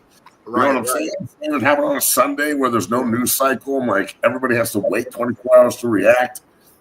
If I'm the Nuggets today and Luka Doncic was just sitting out there, can you imagine Luka and Nikola Jokic together? Well, look, I'm not trying to throw strays at Jamal Murray. He helped bring a title to the Denver Nuggets, and I'll forever be indebted to him. But I watch every minute of every Nuggets game, bro. I love him. And he drives me fucking crazy. Yeah. Let's dive into this, though. I want to ask you, like, there's so much to dive into this whole thing. Like, I get this whole issue, and we'll get to some football here in a second with you. We got Rob Ninkovich right after you at 7:30, so we got about 15 minutes. That's my guy right there. What's up? Yeah. I got to ask you, like, without anyone else knowing and all these things going on behind the scenes and all this shit, it's like I want to know what you think about the next guy. It's the 6th is the trade deadline. Now, to me, two things. Number one, I'm not mad at it. I don't know if you're mad at it or if you just don't understand the move. But I think you and I would both agree, or at least old school wise, maybe the league and the owners it's always been the owners because they got the money, but maybe the league is about to tell, Smitty and I debated this, maybe they're saying we're taking our fucking game back and control back, and fuck you. This is a business. Y'all said it was a business. Guess what? LeBron, Rich Paul, Clutch Sports, fuck you. I don't need to talk to you at all about what I do as a business. And maybe now it'll make the Jason Kidds of the world will say, you know what? I know you're 25, Luka, and you're a fucking phenom, but you're lazy, you're out of shape, and guess what? If I'm gonna pay you $350, the Dallas Mavericks clearly stated that you're not worth $350. Did they not? I mean, let's be honest. $350 is a lot of coin, homie. You saw that last year when they won the West, and he was standing outside drinking a beer, and the fucking GM came by and took the beer out of his Michael Finley, legend. Like, legend, what the fuck? You're not taking no beer out of my hand as a grown man, but that tells you what. Like, there's obviously something going on with Luka, and LA is going to magnify that it's going to be bad for LA. Michael Finley was like, hey, dog, I gotta figure it out. Michael Finley was like, hey, dog, I won a title here. I know what it takes. You're not ready. You got to go take on Jason Tatum and a loaded-ass Celtics team. This ain't going to get it done. That's what he was basically saying, in my opinion. That's my point, though. And I agree. That's not the time to have the beer. We didn't win anything yet. Yeah, no, I think that the point is they're trying to take that power back, though. Like, hey, we're taking this fucking thing back over. And I mean, I don't know if it's a move, but here's my second part. What now? Isn't it just free game now at this point? Luka Doncic just got traded for AD and a fucking Chico stick. Ain't they got is the 76ers not looking around saying, hey, Joel Embiid, get the fuck out? That bum. So that's I hear you, but again, when he's on the court, there's nobody that dodges one more than Joel Embiid. Did you know Joel Embiid hasn't played fucking Nikola Jokic in Denver since 2018? I saw that stat, Matt. It's insane. That makes me like sick to my stomach. And you want me to consider this guy a fucking all-time great because he got one MVP? He's the biggest bum I've ever seen steal money in the NBA in my life. Other than Big Simmons, yeah. Well, maybe like Tommy Brown. Point though, hey, would y'all be? I mean, JB. At this point, nothing will surprise me because of what your point. Yes, man. Anybody is tradable. You're trying to get Joel Embiid now. I don't know if they got enough pieces. LeBron for Joel Embiid? Nah. They wouldn't trade LeBron. Trade clause. So I think Bron's going to be there. So I think, but I'm saying, is there enough pieces in the Lakers? You just said Lakers need a big. You have to get rid of your whole roster. I don't know. Hey, let's be clear, and I don't want to dive into too much because we got about 10 minutes of Matt. Let's be clear. Tyrese Maxey's the superstar on that team, not Joel Embiid. Yeah. Right. And if I'm Tyrese Maxey, I'm like, get this motherfucker out of here. I don't play with him anyway. So get me another motherfucker. Like, I bet you they would have liked to have a Luka. See what I'm saying? Look, I'm spoiled because our superstar is super humble and wants to play and gives everything every night. He plays. Yeah. Westbrook player number 2 works extremely hard on the court. And I grew up in and I grew up in an era, and JB grew up in an era, and even you to a point, Smitty, grew up in an era where guys played. Like, the guys that I grew up watching and loved played 82 or tried to. This whole, like, I don't want to fucking play basketball, but I'm being paid to play basketball, and I'm a superstar basketball player, but I don't really want to play thing. It's really fucking with me. Like, every game should be important. You know, Michael Jordan used to always say that regardless of where I'm going, I owe it to the fans. There's some kid or somebody there that spent hard-earned money, and they deserve to see my best. Yeah. And that mentality, like, it's gone out of the NBA, and I really hope that they get it back because that's how you fix it. You don't shorten games. You don't shorten the season. You put into the fucking contracts that if you're healthy, you have to play. Period. That's it. That's why I think, Matt. I think that is why. That's my kudos to the Mavs because they're the ones that facilitated it. Obviously, Bailey, if you could throw that in, what I just put in, I want to take one take from Charles Barkley this morning, going on ESPN. I want to get that one take about this, and then we'll move on for the last 10 minutes with Matt, get some football in. But I want to get this one take in by Barkley because he's similar take as me. Stand on business, man. You're saying, hey, I'm going to take this back. You don't want to play. You're not going to play. You're not going to be here. You're not going to be in shape. And I'm going to pay you $350. Deuces. And I think that's setting a trend now in the NBA. Take a listen to what Charles Barkley had to say this morning on Get Up. Well, I want to give him his flowers, Greeny, for standing up. He didn't run. You know, a lot of general managers, when they make trades, you know, they put out statements or they don't go right to the press conference. I want to give Nico his flowers for standing up, saying what he had to say, stand for. He stood on business. Now we're going to sit back and watch. This is going to be one of the best reality TV shows probably in the history of sports. You know, Greta, this trade was a shocker for a couple reasons. Number one, it came out of nowhere, first and foremost. But secondly, what's really intriguing, normally when you trade a great player, you get a bunch of junk in return. The Mavs got a great Anthony Davis. So Luka's great. Anthony Davis is great. This is going to be one of the most fascinating things. And the thing is, it's going to be fascinating probably for the next 10 years. The Mavs won the trade for the immediate next three or 4 years. But the Lakers got a bright future if they put the right pieces around Luka. But I'm told. The bottom line is, Matt, like at the end of the day, I'm glad that they said, fuck it. No one's too big, and I'm not going to pay you $350 if you're only going to play one side of the basketball and not play as many games. Here's what I agree with, or not agree with, but I pay. If you're going to play 30% of the games, then you should get 30% of your salary, Embiid, Joel Embiid, Luka. If you're going to play 70%, then you get 70%. I just think that's how it should do. Luka plays, though.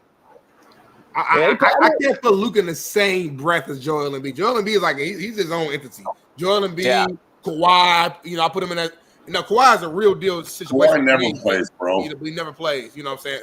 But my fucking knee's sore. I'm out. Yeah, I agree. I know. I agree, Smitty, but I'm going to the Lakers game now, though. You gonna catch me in Staples now? So.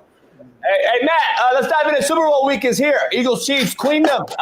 Leads rise up. It's I want to get into this real quick. Your take on it before we get into some Matt Rule college talk before you get out of here. Appreciate you jumping on. We got a tight schedule today. We got fucking 5 guests on. Where you at with this Super Bowl? What's your do's and don'ts for these teams to win? And I just want to give you my synopsis real quick and counter it with your take and Smitty's take. I think Jalen Hurts wins the game or loses it. I think they win in spite of him usually, but they cannot win in spite of him against Spagnuolo and this defense. He's going to have to make football plays, and big-time players make big-time plays in big-time games. He's going to have to do that and show us what he did 2 years ago, but even at another level to me. A 300-yard passing game, an 80-yard rushing game maybe. I don't know, but he's going to have to get A.J. Brown involved. And the defense that already is stacked over there get an addition with Graham, who's coming back from the arm bicep tear. He will play. He's a captain on defense for that Eagles defense that already is legit. I just think it's going to be a chess match between the Eagles on defense and Andy Reid and what he does to get guys the ball as far as Kelsey, Hopkins, and Xavier Worthy in space.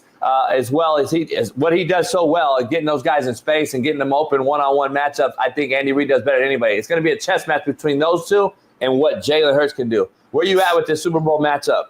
Well, look, when Nico comes on, let me say hi to him before you guys get everything rolling. I love that guy. We played together in Miami. He's a great guest, too. His show's blowing up there in the Northeast for the Patriots show. Look, I've been thinking about this for the last week. I think that Philadelphia is the better team on paper, okay? I think they got dudes. They're super tough on defense. Not saying Kansas City isn't. Kansas City is about as seasoned, as tough as you get. They're one-game monster, or they're one-score monsters. Their ability to win one-score games is unbelievably impressive. Even more impressive than blowing people out left and right. Like, I think the ability to win one-score games, even with the refs' help and everything, all the other narratives, it's still incredibly impressive. Now, the difference here is Saquon. So I don't think, even with Chris Jones and Korlafkas and Bolden and Big Mike Pinnell, who's one of my guys, Dungeon Family, going for 3 rings in a row and 4 rings total. I can't say that I'm not pulling for that to happen. I want my guy to be part of that ultimate dynasty. That would be awesome. But I don't know if they can stop that offensive line if they really commit to it and really just pipe the ball. Because, number one, they control time and possession to keep 15 off the field. And eventually, the fact that the Chiefs have been down in all 3 of the Super Bowls they've won, eventually, if that trend continues, they're not going to be able to just come back again. They came back against San Francisco the first time. They came back against Philly the second time, up down 11. They came back against San Francisco the second time, down 10. So, and then you watch Tampa Bay beat the bricks off of them. So, I think that if you allow Kansas City an even playing field and you're back and forth with them, you lose. You're not winning that game. But if they can figure out how to control the time of possession and almost like Otis Anderson, if that's an old throwback here, Otis Anderson and like, you know, go out there and just fucking have an 11-minute drive, like open the third quarter and stick it in the end zone and keep Jim Kelly and Thurman Thomas and that K-gun offense off the field. Yeah. You know, that's the best example I can come up with. If they can play that kind of game with Jalen Hurts doing his thing and facilitating the ball to A.J. Brown, but not making it like we have to get him the ball, just getting the ball when it is open to him. Yep. I think that Philadelphia has a great chance to win, but I don't know because I won't pick until Friday. But I don't know if picking against Kansas City is very smart. Like it's just that's where I'm at, man.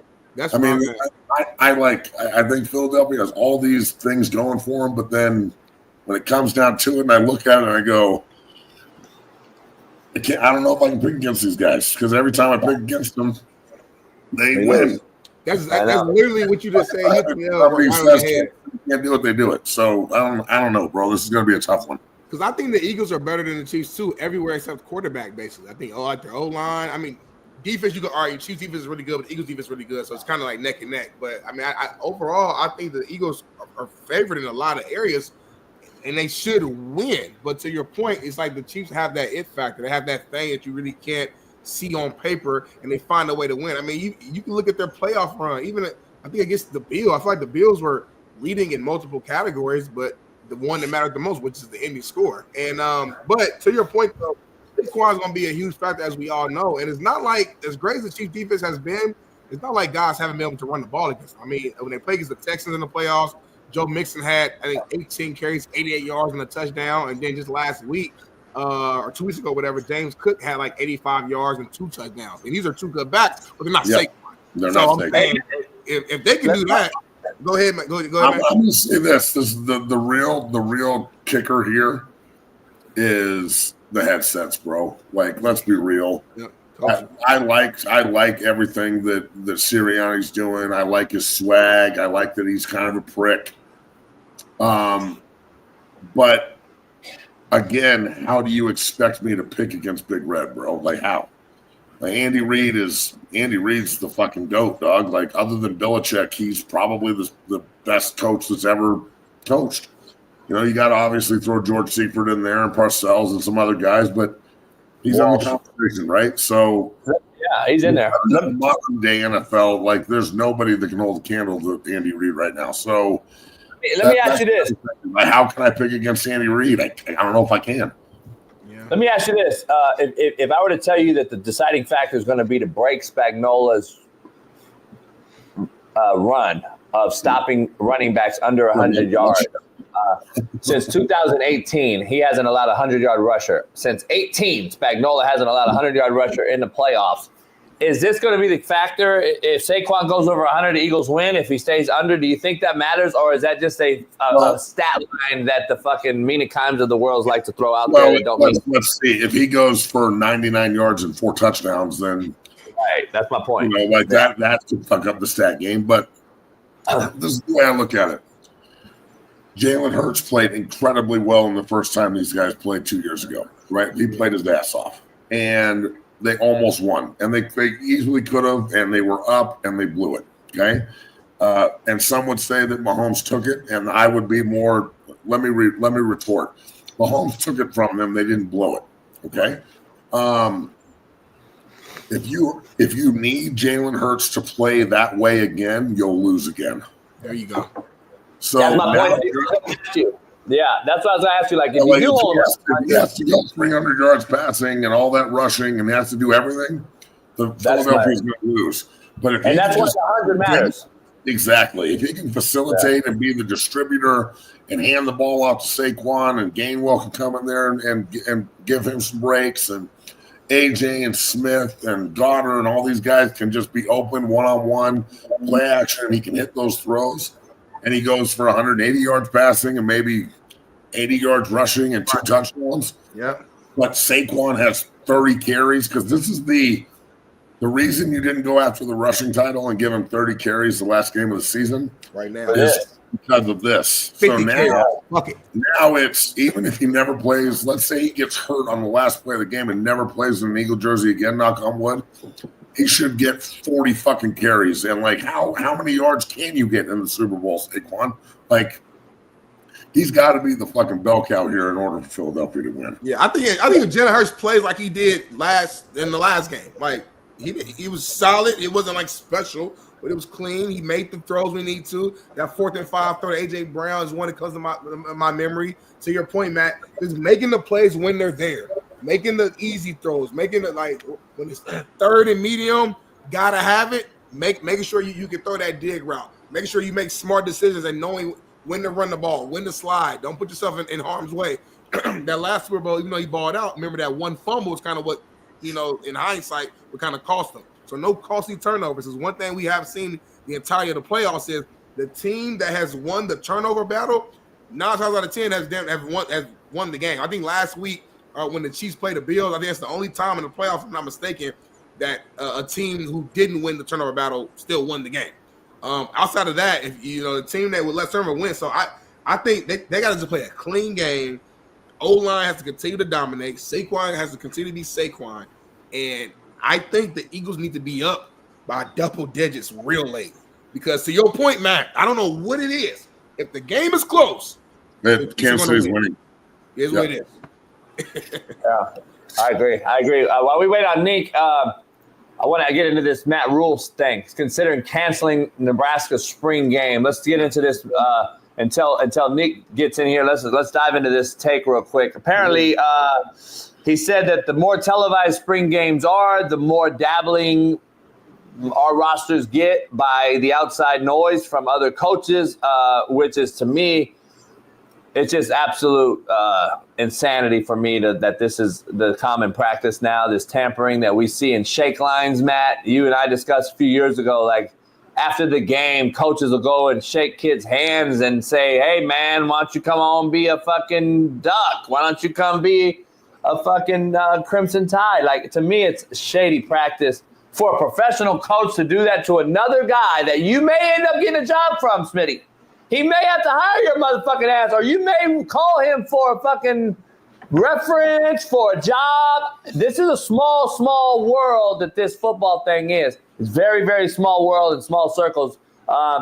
Where you at, Matt, with Matt Rule's take here? And I don't know if there's a video or not, baby. My bad, I didn't look. But if not, what's your takes, Matt? I feel bad for college football, bro. And I feel bad for Matt Rule. Like this. Feel bad for Nebraska. They don't get a spring game. Let's sell that bitch out. They ain't got nothing else to do over there. So, they have to go play the spring game inside the bubble, and nobody gets to watch. And there's no film on it. And that also helps. That hurts the kids, because nobody now, you don't get to, prosper off what you're doing. So the NCAA or whoever's governing these days has got to do something about this. The tampering is out of fucking control. It's out of control. And I totally agree with him on this. Why play? Let's just practice, and then the spring game's a wash, because I don't want all my guys getting purged.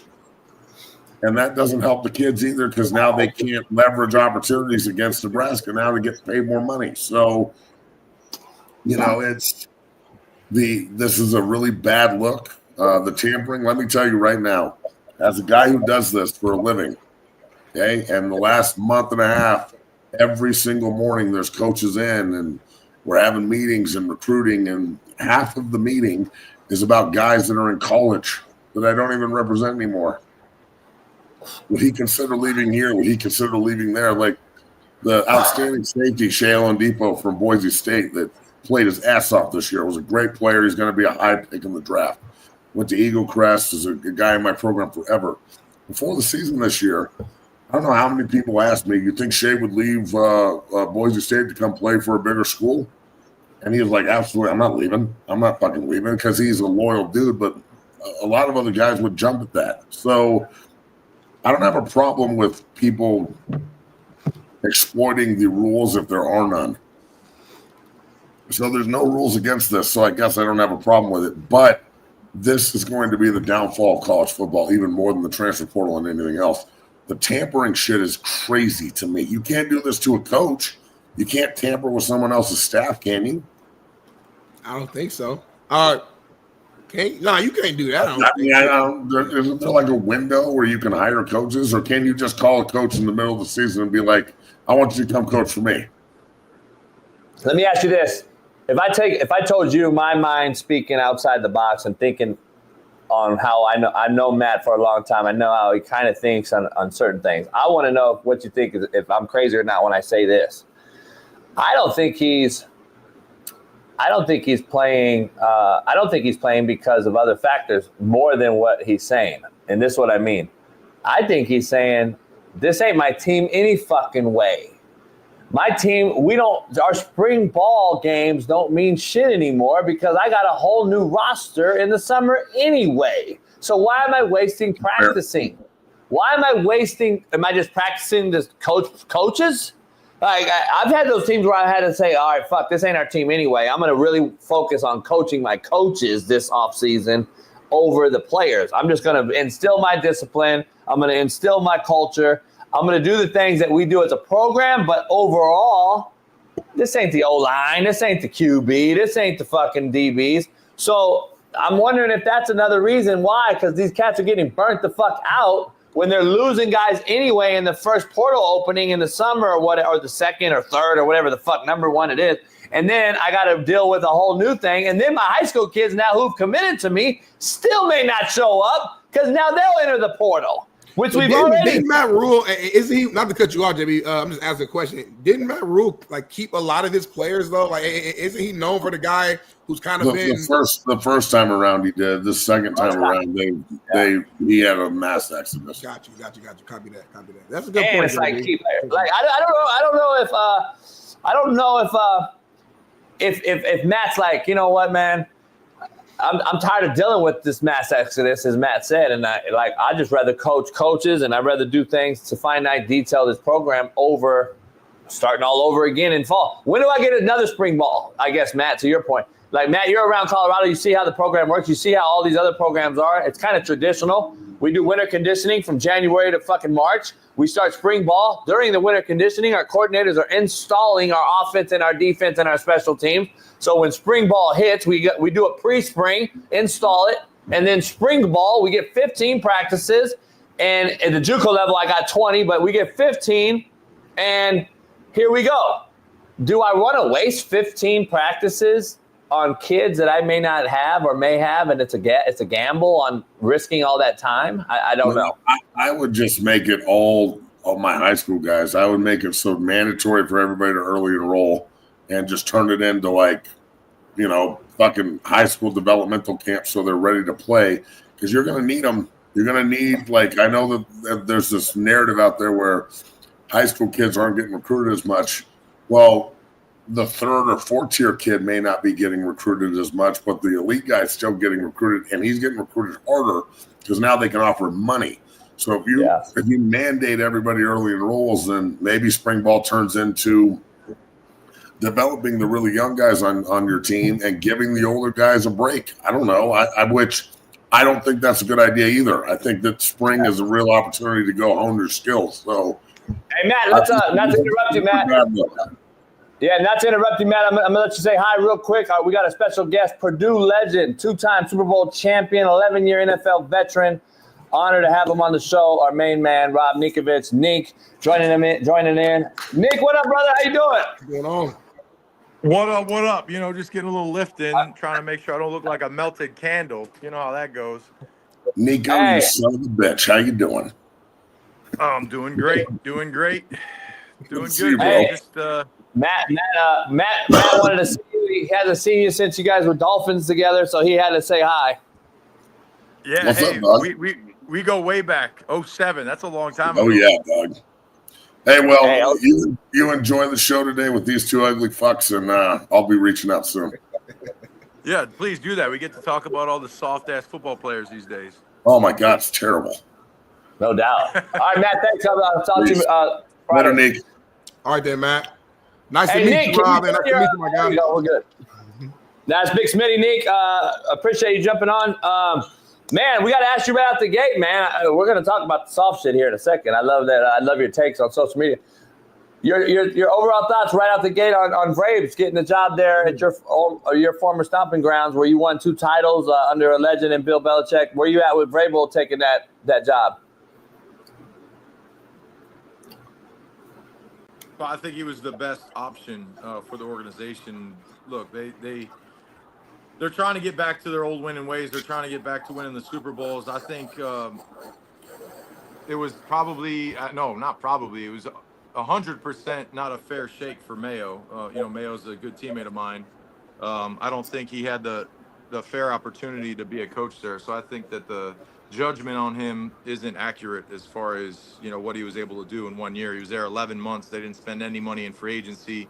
I would have potentially been interested in coaching, but there wasn't the ability to bring in a certain staff, there. So I just think it was, a problem that, Mayo wasn't able to get his first year under his belt in a successful way, but I don't think he had the best opportunity to do that. And now, Vrabel, it's almost like they had Belichick. His ways were, we all know Bill Belichick is not a no mess around guy, right? He's business all the time. You talk about, being soft. If you're soft around him, you're not even going to play a snap for him. So, then they were trying to go into this new age. Okay, we're closer to the players. Mayo is close to the players, more of a players coach, and then they go right back to try and be, similar to what Bill was with Vrabel, because Vrabel he's not a guy that's gonna mess around, right? Like Vrabel's gonna come in, and he's gonna be pretty similar to Bill, I think. And now I've never been coached by him, but I could just tell by his mannerisms and the way he speaks, he don't mess around. I think for the Patriots, and you look at the whole coaching, the whole spectrum, every single team right now, I think the Patriots got the best guy that was available. So let me ask you this, man, kind of staying in the coaching world, but switching to college real quick. Your guy, Bill Belichick, obviously the new head coach of North Carolina. I guess, number one, how shocking or surprised were you when you saw the news? And then number two, how good do you think, he'll be at the college level? I thought it was just like he was doing kind of like prep before he got a job in the NFL. I'll go on a couple interviews just to get a little interview experience again, and then I'll go into the NFL with all these openings. Right. If you look at it, I mean, you think the Jacksonville Jaguars are better off with who they just hired? Duval, like, come on, like, Coach knows this, right? When you stand in front of 90 dudes. Yeah. Most of these dudes, they're from Texas, Florida, Louisiana. They're from the streets, right? You got a guy standing in front of you. You're like, look at this nerd. You know what I'm saying? Like, you have to have a little presence. And now he might, I don't know, but just when you get, as a player, you have a tendency to listen to a coach for a couple minutes, and you could kind of tell. Yep. What is his style, and a lot of offensive coaches, they have a certain style to them that they're great at X's and O's. They're great at tic-tac-toe. But when it comes to leading a whole team, I think we saw kind of that issue in Miami where you got a great offensive, smart-minded coach, but guys are late. You can't control the team. You can't, get guys to buy into what you're trying to sell. And at the end of the day, when you look at Vrabel, he stands at the podium and you kind of like, okay, like, let me listen to this guy. He played at a high level. He won Super Bowls. He ain't messing around. He'll call you out, you know. And now I don't know if the new player is attracted or can, be coached that way because they're very emotional and they're not, they don't take criticism well. But I was coached, every single coach of mine. Let me think. Bob McDougall, Joliet Junior College, Joe Tiller, Purdue, Shaun Payton. Then I went with Tony Sperano, who was a Parcells disciple. Parcells was the president. Then I went to Bill Belichick. So you got to think, like, every single one of my coaches were like, Bob McDougall, guy broke his broke his leg in half. He's like, just move it up 10 yards. You're like, damn, coach, like, this dude's leg sideways. He didn't care, So I just think you look at the whole coaching carousel, and I'm going to get back to Bill. If you're a professional football team and you have Bill Belichick available, I would have gone after him with everything I got, considering you look at what's available and what these teams have hired. They're not taking a step forward. They're either going to be the same or be worse. Let me ask you, Rob, do you think the NFL has malcontent or pissed off, or are they blackballing Bill in a way so he doesn't get his 15 wins or 17 wins to break Shula's record? Like, why? It blows my mind that you got a guy sitting out here, and especially now that 73-year-old Pete Carroll is back. Right. I'm confused. Belichick's waiting on 15 or 17 wins to break the all-time record, and you're keeping him out. I don't know. You think there's something to that or no? I don't know at the end of the day why some teams do what they do or ownership they continue to do the same things over and over again. Like, and I grew up in Chicago. I grew up in Joliet. So the Chicago Bears, for example, besides that 1 year where they had, Kyle Orton and Rex Grossman and a great defense, they've always kind of been middle of the road. All my friends are like, I think the Bears are going to do it this year. I'm like, dude, they're going to be 8-9 or worse. That's just what they're going to do every year. And then you look at like the Browns, like what's holding the Browns back? They make terrible decisions and they pay a quarterback who's, a weirdo and likes to be on massage tables, but gave him a fully guaranteed money. You put yourself in a position that you're not going to win, right?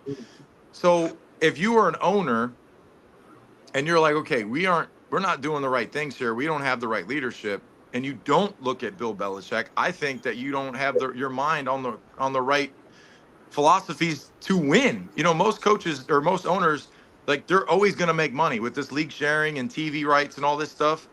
Like, they're making $700 to $1 billion a year, no matter what, like, even if they lose. And then you bought the league, and if you bought in the 90s or the early 2000s, you've made like 10x on your money.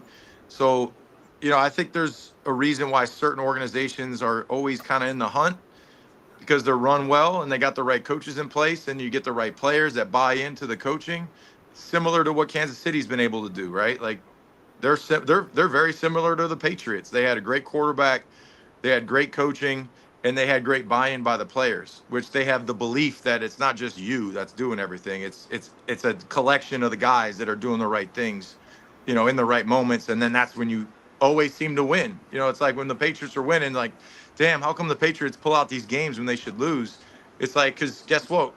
We make the plays that need to be made when the time is right and the game's on the line. So that's it. At the end of the day, if you want to win in the NFL, you got to make the plays when they present themselves. No doubt. Shout out to Joliet, man. The Wolves. A good friend of mine was the head coach there, Gary Thomas, before he went to Dodge City, probably prior to you. But Joliet, man, another JUCO out in Illinois, national JUCO scale. Let me ask you something, Nico. Nick. Where can you, if I asked you, everybody wants to know, was it Tom Brady's way or Bill Belichick's way? What do you say? Dude, I can't, and then I go back to when I talk about everyone working in the right direction and everyone kind of doing the right thing. I don't think I don't think Tom has the career that he has without Bill, and I don't think Bill has the career that he has without Tom. It was a combination of, a great coach can push a player dependent on their personality. So if you got a guy that needs to be, insulted, like for me, for example, this is just an example of what I am. Say Matty P would be like, damn, Rob, you just must not be good enough. Maybe that's why you had to go to JUCO. Maybe that's why you weren't a starter at Purdue. And now in the moment, I'm wanting to, rip his head off. But I'll say, all right, you want to fucking talk like that to me? I'm going to show you that I am good enough to play at a high level, and I am good enough to be this and that. So you do that to another player, they might go down, they might tank, they might just start to beat themselves up and think, well, maybe he's right, maybe I'm not good enough. And I think that Bill has the ability to almost like psychologically evaluate every player and say, okay, this guy needs to be maybe a little bit more boosted up, this guy needs to be kind of talked down on, this guy needs to be yelled at a certain way or not. And, we would be in meetings, and I remember Bill would just go right after Tom and be like, well, we got a so-called great quarterback, and we can't even take a snap from center. Give me a break, and Tom's just sitting up there, and we're like, and he's in his 20th year, right? And you're like, dang, like there is no, and that's what makes a great, that's what makes a great team and a great coach and a great staff. You can't be afraid to go after a player. If you ever start to think, well, he's above me correcting or me above me motivating or going after, then it's not the right relationship. You got to have a relationship where it's like you're trying to get the best out of me and I'm trying to provide the best football, play for you.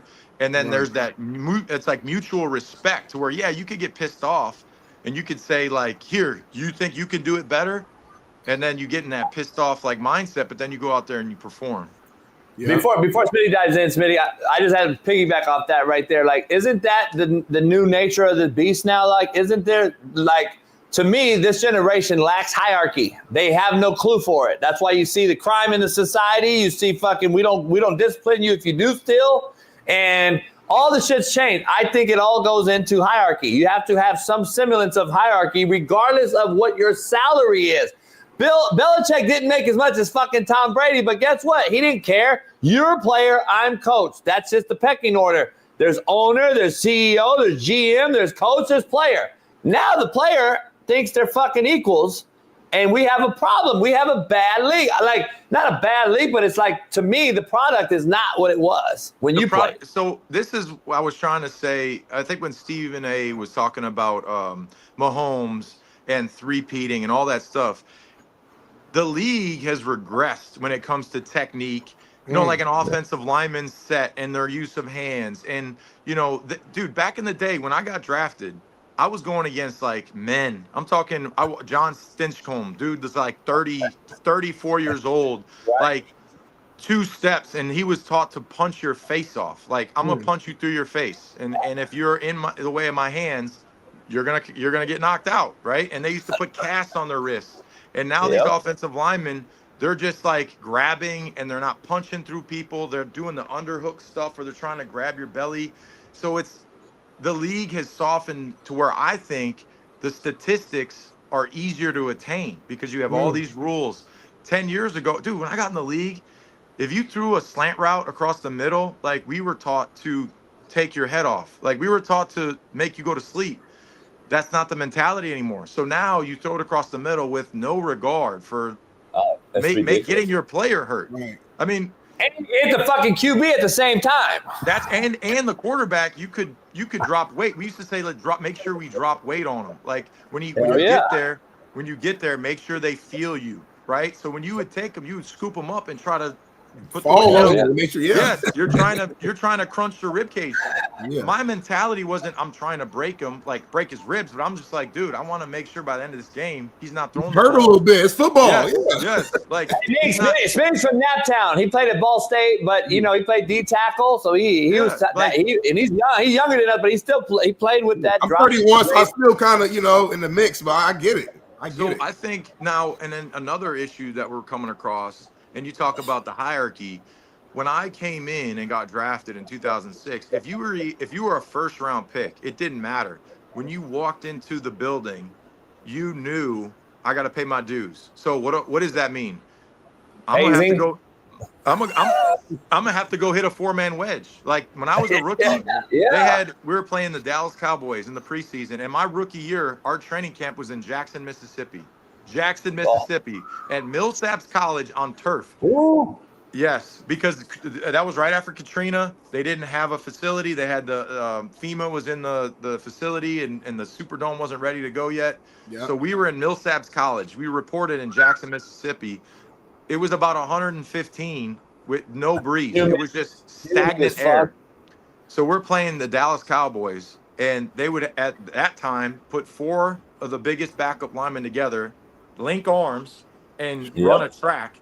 And if the ball, like I used to have it was a triangle. I was the R3, L3. If my tackle went in, I hit the middle of the wedge. If my tackle went out, it was returned towards me, I went out. So it's a completely, and you knew coming in, like I didn't play any special teams at Purdue. Like I was a DN, I was a pass rusher, right? Right. But when you got to the league, you're like, all right, I gotta just run down on kickoff. I gotta be on kickoff return. I was the wedge, so I'm hitting the wedge and the wedge for my first year. And just, like, okay, until I get myself in a position to be a starter or play on defense, I'm going to have to. I was on punt team till I was in my 11th year in the league. And Bill, I would go up to Bill, be like, Bill, man, like, I'm playing every snap on defense. I'm at like 1,100 snaps a season. Can I get off a guard on punt? He's like, well, I mean, geez, Rob, you want us to give up a block punt? And I'm like, no. I'd be like, no, I don't. He's like, no, I guess not, coach. I guess not. And then and he'd be like, well, then get your ass out there and pick up the loops and the twists. And I'm like, okay, I got you. And then kill you with kindness, didn't he? Hey, let me ask you, like, how many coaches told you on that specific drill? Because I remember I was just OTAs with the Chiefs back in 2000. I'm watching this and I'm like, I've heard coaches tell players, like the Ninks of the world, hey, go get a concussion. Like literally. Here, see, this is me though. I was a very savvy avoider in certain instances, like at Purdue and in college. We were a pass. The only reason I went to Purdue was because they had smaller defensive ends that were known for movement, and we were like a see-ball, get-ball team. If there was a pulling guard, they wouldn't. Brock Spack was my D coordinator. He'd be like, get in that thing, but you don't have to like take 1-for-1. Get in there and get up the field and try and make the play. So when we would have like backside guard pulls or fullback pulls, like coming to kick me out, I would like avoid people, get under it, get up, make a play, make the tackle, TFL. So when I got to the league, John Bonamigo was the special teams coordinator. And he was, he was like, 5'8", but a hard-O, like, get down there, hit somebody, hit the wedge. And I remember my first time running down, I was like, I ain't knocking myself out for this shit. Like, I'm trying to get to the quarterback. My skill set is a pass rusher and a defensive end linebacker. I am not a special teams guy. Right. But I knew I had to do it. So, I would run down there and I would dip and try and like rip the wedge. Yeah. So I wasn't going 1-for-1 and kick, like bong, hitting myself in the head. So I think that was the smart thing to do, but maybe that's why they didn't keep me on kickoff. But, Hey, Nick, let me ask you, like the details. I know Belichick's huge on him, and I have Lombo on the show a few times a year, and now he's with Bill up there. I know he was probably with you guys in New England, Lombardi. But let me ask you, let's say you do dip and rip on defense and you give up a little bit of gap integrity to avoid something and somebody misses something. Was Belichick on your ass because you went the easy way? My mentality had to completely change with Bill because Bill, it was a 2-gap. He was always a 2-gap type 3-4 defense style. So there were moments where I was a defensive end, and then there were moments where I was a linebacker, and then there's a moment like we might go, base. We might go nickel, dime, rabbits, and in all those 4 different packages, I'm the left end, or I'm the left backer, or I'm the buck in the odd fronts, so I'm calling the games. All those little things that really help you understand just scheme. And I try to give guys the understanding of defensively, when I watch these games and I watch some of these idiots try to call defense, we do what we do mentality is the dumbest thing in the world, right? Like, you have to be able to game plan according to what teams like to do. And if you can do that, that's why when I got to New England, I had to learn how to take on blockers. Before, I was a one gap guy. When I got to New England, Bill was like, we're not 1-for-1 here. If I hear you say 1-for-1, you ain't playing for me. We are a 2-gap, slow play. Okay, if you got the C gap, you are going to slow play it. You are going to make the play either bounce, a radical, drastic cut bounce, which helps guys get to the ball. And then you're either, 2-3 yard loss or no gain, or you're going to make the play. So, I learned how to play the defense through the way Bill wanted the defensive scheme. And, every single offensive play tells the story. Every single lineman can give away his responsibility. And I would come to the line of scrimmage, and it took me years to learn this. Come to the line of scrimmage, and every single position has a different viewpoint. If you're an inside linebacker, it's way different because you're off the ball, you got a little bit of time. There's some guys like Hightower. He can do it. He was a hell of an athlete, but he was better off the ball because he could slow play things. He could tempo the ball. He knew how to rock back. He knew how to take double teams on and take them off. And then when you get to the line of scrimmage, you have like an instant, okay, is it run pass? I got to get out. If it's run, I got to go and set the edge. So I try to tell everybody, like, listen, if you get to the line of scrimmage and you see a nasty split, or you see a wide split, or everything 2x2, 3x1, teacup, where's the back at? Is he wide? Is he tight? Yep. For example, okay, the Chiefs, they're trying to run the clock out, right? They come out in a 2x2 formation, and two guys move and they swap the formation, and the back is far. The inside linebacker has that guy. Yep. They're just trying to pick the inside linebacker. So in our defense, and the way we would communicate, Hightower or Mayo or Jamie Collins would say, Nico, hey, alert the back on the wide. If I was the D end, I would just stand up and say, all right, I got it. If he flashes across, I'll just take him to the flat. It's a dead play. The linebacker will just add in as a rusher or a mirror guy. A lot of defenses, the players are so locked into just what they do. I'm just a pass rusher. I'm just a D lineman. A lot of these kids don't even know what cover 2, cover 3 is. They don't even realize what route concepts are. So that's why Bill was so great. He would make you understand concepts. So, okay, eye near, alert power. Oh, the backside guard looks like he's light. He's probably going to pull and try and kick me out. Oh, backside Y off. That tight end is looking at me. I guarantee it's a flash. I'm gonna go hit the flash and make the play before they even know it hit them. Hey, Nick, isn't that like the 50 defense or 3-4 for everybody out there? That's what kind of gave you that balance, though, right? You didn't have to give away a tendency on defense because you were basically a 50. You and Willie Mack, I think, a Long Beach native, I'd known forever. Was Willie and you together for a year? No, so Willie, I had to watch all of Willie and Vrabel's tape, because that's what they had. Now, here's the thing that I would say. They had Ty Warren, Vince Wilfork, and I think is it Green? No, Seymour. Yeah. You had Ty Warren, Vince Wilfork, and Seymour as your 5 tech. Oh. He probably got a call, or maybe his phone died or something. Oh, he was cooking though, man.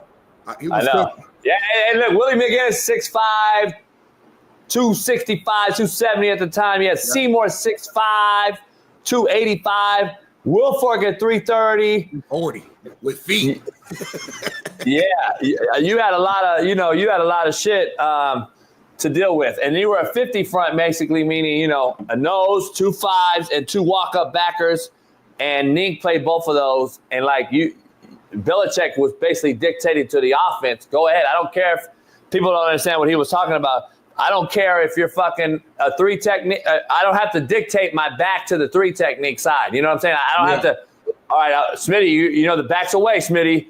We're either a 3 tech away from the back or a 3 tech to the back defense when we're a 40 front. Right. For a 50 front, there's 2 bubble B gaps open. So balance is your 2 gaps, so it doesn't even matter. Yep. Yeah, so man, I hope he can come back in, but my assumption is probably died. He is. He just texted me. Let's come back in. Let's bring our main man in while we're waiting. Another Super Bowl champ, our third one of the day with Weddle joining us after this. Nick's going to hop back in to end it. Our main man, Shaun King's here. Let's bring him in. Shaun, hey, we got you on, Weddle and Rob Nink on, all Super Bowl champs. It's Super Bowl week. Let me ask you real quick, though, in what's happening now segment that we're not going to be able to fit in, but I want to ask you right out the gate, because I had to do this, and I had to do this segment, and I wanted to make sure I had you on. Beyonce won the fucking Country Music Award Grammy for the best country album last night. Now, I don't really listen to country like that, so I'm not going to sit here and judge it. But listen, can I just ask you, is she Michael Jackson, Prince, or even R. Kelly level, in your guys' opinion? Let's hold it. Let's hold that question. We got Rob back on. Rob, Hey, my bad. Hey, Rob, you're good. Hey, Rob, can you turn your phone? Can you turn your phone sideways? Yeah, you want that? Yeah. There you go. Hey, we got Shaun King on that comes on every Monday. We got 3 Super Bowl champs this week. Eric Weddle's on after you guys, and he ends the show with us on Monday. We call it E-Dub Monday, and so Weddle's on. Weddle texted me. He said, "Tell Nick I said what's up." But he was like, "So we got 3 Super Bowl champs, Super Bowl week. I want to dive into this before you get out of here. I can't thank you enough for jumping on. We got to do it again. Where you at with the Super Bowl? You got the Chiefs and the refs, or you got the Eagles and Sirianni getting it done?" Down honestly, if you watch City play Buffalo, I don't know why they didn't run the ball more and just continue to run the ball. They had 6.5 yards of carry, So for me, the Eagles, if they can run the ball with success and they can move the line of scrimmage, I'm literally just handing the ball off as much as possible. Because number one, it takes Kansas City off the field. So if you can win time of possession, then that gives you more of an opportunity, gives them less chances, less touches to score, right? So at the end of the day, this is nothing about hate on Kansas City, because listen, to win and to do it consistently in the league is not easy. It's not easy, right? And this year, yeah, they haven't done it. It wasn't sexy, but they're able to get the job done. I think that the offensive line of the Eagles can take over this game, right? They can take this game over, and they have the best running back. They have the best running back for the last couple, 5-6 years that I can think of on the field. And now I think he's going to be very motivated, right? Probably the most motivated that he's ever been in the biggest moment that he's ever played in. So I'm taking the Eagles, and that's got nothing to do with, me not wanting to see them three-peat. Because literally, I just think that if you are the Eagles, you come into this game and you realize, number one, we got to run the football. We got to win the time of possession battle. Take care of the football, no turnovers, and take away 87. I can't stand when I watch defenses let Kelsey motion anywhere around the field and run down the field untouched. Wide open too. I don't get it. Because what they do, it's crazy. If I would tell my defensive ends, I would say, listen, if you are a defensive end or a linebacker and you see 87 at any point close to you, I want you to act like you're rushing, get in a 3-point, and when you get off, I want you to hit his chin with your helmet. I want you to. There's no way Bill would allow you guys in a 50 front not to eagle his ass and mug him at the line of scrimmage pre-snap, right? 100%. Now we would, if we were playing any tight end that was good, we would make a butch call. Butch call is, if you don't hit him, you are not playing. You're coming off the field. So butch his ass. If he's trying to outside release, make him inside release. If you have a safety, like if Pat Chung was behind me, I'd look at him and say, Pat, which way you want him? If you got inside leverage, I'll make sure that I get him out. If you got outside leverage, I'll make sure he goes in. Because you see it all the time. You'll have man-to-man coverage, and you might jam somebody, but you jam them away or to the leverage that the guy's trying to keep the leverage, right? Yeah. So for me, dude, I think back to acting like I was rushing, not even looking at the dude. And at the second the ball snapped, I'm just going right to him and just trying to stop his momentum. Because it only takes a 1/1000 count to get a quarterback off his reads. It's 1/1000, first, second, third, ball's got to be out. Yep. So if they can take their 87 in the red zone and make sure he doesn't just run around the field untouched, I think that's your game plan going into this for the Eagles. Hey, we got Super Bowl champ quarterback right here, Shaun King. Anyway, Shaun, you agree with that? Because I know you and I both know anytime our read number 1 is dead, we got to go to 2. And I don't know if Buffalo is good enough. I don't know. To his point, run the ball with Cook, who was actually starting to cook, and they stopped running the guy. I don't know why, but you agree to that, right? You got to get off number 1 right away, and it fucks you up. Well, first of all, Rob, send your boy pack of those energy drinks back now, so my beard can look all healthy like yours, we got brother. We got a few. Secondly, I think this is the brilliance of Andy and Patrick. They just put up 32 against the Bills. Kelsey had 2 catches, 19 yards. Like, they're so experienced in this offense. When you make Kelsey the primary, they have so many options off of what Kelsey does, and Travis and Andy are just good enough to take advantage of it. So I agree, you don't want Kelsey to beat you. I think the bigger thing with me with Kelsey would be the extended plays. I feel like that's at this point in his career where he makes his biggest impact is when, Mahomes gets out of the pocket. So my thing, Rob, would be our rush lanes. We got to be very disciplined, just like we're playing Lamar or Josh Allen, and make Patrick play from the pocket.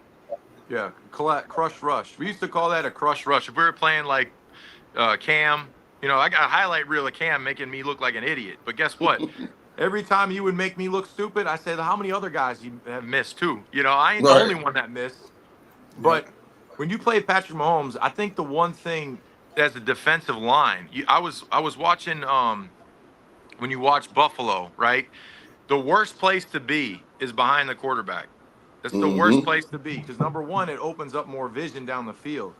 You'd be better off just bull rushing a guy and keeping him in front and making sure that you keep your outside hand free to where when he does get out, you can get to the right angle. And a lot of these guys, you can be really fast, but if you don't have the right angle, he's going to be able to get around you, right? And he's always looking to throw the ball.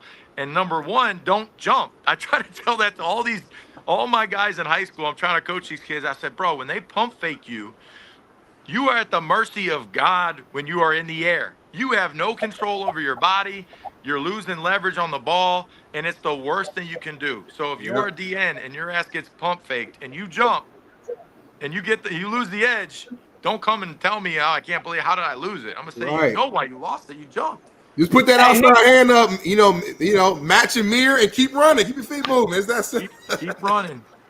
Hey, Nick, let me ask you something to that point real quick. You were talking about hierarchy and gap integrity and all this shit before you leave. We're seeing like the freaks of nature now that we see. The athletes are better, they're faster, they're bigger, they're stronger. I think they're softer, but that's a whole other discussion.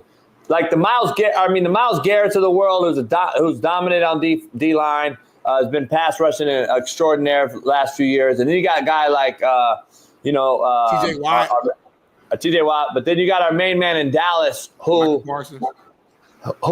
and Micah, doesn't he seem to give up and be kind of do his own thing like you were talking about, like something you just couldn't do with Bill or you're going to be pulled off. If Bill's going to cuss out Tom Brady, then you know damn well you don't have no shot, Micah Parsons. He does, to me, he's horrible against the run because of, to me, he's out of position, but that's a whole other ballgame. But he's such a freak that he gets past the ball, don't he? Like he's up the field. Well, so there's two types. There's two types of defense that you like. For me, I've been on both types. I've been on the pin your ears back. Think back to like Chris Long with St. Louis, right? They had Robert Quinn as the other. They would just pin their ears back and run up the field. And if they make a play while they're going up the field, while they're hitting it and getting it, then great. If they don't, it's not on them, right? It's on the linebackers to go fill and find where the ball's at. With Bill, if you did that, you'd be off the field. Get off. Like there was guys that try and get to the quarterback, and there was moments where I'd go, Bill, like I know I can't run past the quarterback. My job is to stay in front. I was always on the left-hand side. My job was to make sure the ball did not get outside of me. No scrambles, no B-gap step-ups. So it was a constant battle. All right, press the tackle, make sure I don't give them any space, and then make sure I can still get to the edge. And if I go and get the edge, and if I miss it, I'm screwed. And I'd walk up to Bill, be like, Bill, this week I think I can really get this guy on the edge. And he'd say, all right, just make sure you don't get past the quarterback. And I'm like, well, I would say, Bill, Sometimes. sometimes you might be a yard and then you come down. He's like, I don't care. Just don't get past the quarterback. Right? Like, So when I damn, look man. at when we used to play JJ Watt, right? Yeah. When we would play the Texans back when they were playing us in the playoffs, we would run at JJ. We would say, okay, we're going to run at JJ because he would like to do the run around, the swim, and the back door, right? Like he would Chase run him around, down, jump yeah. around, chase them down. So what you do for guys that like to run around blocks is you go and you run at them. Because if you have a backside guard pull or a trap block and they try to olay that, that's when you hit it straight north-south and you try to get, you're trying to get right after them, right? Now, yeah, you might try to run away from those guys, and when they backdoor you, that's when you get the TFLs. So when you're playing those explosive runaround, real explosive guys, it's almost better to not try to run away from them, but to run at them to where then they're trying to olay the blocks, and then that's when you get inside the defense. And Sean, go ahead, Shaun. I was going to say, Shaun, we were talking about this the other day. Like, don't be surprised. I told Shaun the other day, I said, if I'm the Eagles, I'm running at Chris Jones, not away from him. Right at him. You don't run away from him. Yeah, go ahead, Shaun. I was just going to say, like, when I walked in the building in Tampa, there were 5 future Hall of Famers in the building. Tony Dungy was on the sideline, Derek Brooks, Warren Sapp, Rondé Barber, John Lynch, and they played Tampa 2. And you couldn't run the ball against them or throw it. And they taught me something. Great defense is about discipline and accountability. If Michael Parsons plays with a lot of individuality, like he's going to get Micah. Like when he's got contained, he'll go inside. Like when he's a spill player, he'll do the opposite. Like that's why Dallas is inconsistent, I think, at times defensively. The Patriots, we played you guys when Bledsoe in 2000. Bledsoe was still there. They didn't have individually the best players, but collectively, they all did their job at a high level on a consistent basis. And I think the Chiefs, even though they're really, really aggressive, I think they're really sound and disciplined in what they're supposed to be doing behind all the pressure. And I think that's where Jalen's got to really grow up a little bit. Because a lot of times if you can get Jalen off his first read, he kind of gets happy feet. He goes to looking to run around and leave the pocket. So I think that'll be something to watch early in the game. Also, special teams impact. Chiefs and Eagles have forced turnovers on special teams and gotten some big returns. So that's something to watch early in the game, too. Hey, Nick, man, I can't thank you enough for hopping on. Let me get your final take on Bill in college, though. At the end of the day, knowing him, he's just a winner. He's going to figure it out. Does he figure this out with these new age kids in an NIL era where it's basically the NFL free agency in college? Does Bill, if anybody can do it at 72 or 3 years old, is it Bill? I mean, I think he's going to coach them up. He's going to make sure that they are situationally aware. But now the biggest thing that I could see as an issue is when you are being coached by Bill Belichick, he's not going to be the nicest guy. And he is not going to congratulate you about anything. When you make a play, I could think back to like having a great season. And you're supposed to make plays, right? Like good football players aren't supposed to be congratulated on making good plays. You are supposed to make the plays that are available, and if you don't, you are not a good football player. So, for me, I could think back to playing, I think it was 2011. 2011, I played on every snap of defense, and I played on every special team snap, right? I played like 1,300, 1,400 snaps that year. And after the season, he said, hey, you had a good year. Continue to do what you're doing. Keep growing. You still have room to get better, right? And that was after the year, and I remember just being like, okay, cool. Like, I just need to keep getting better. And it is what it is. That's right.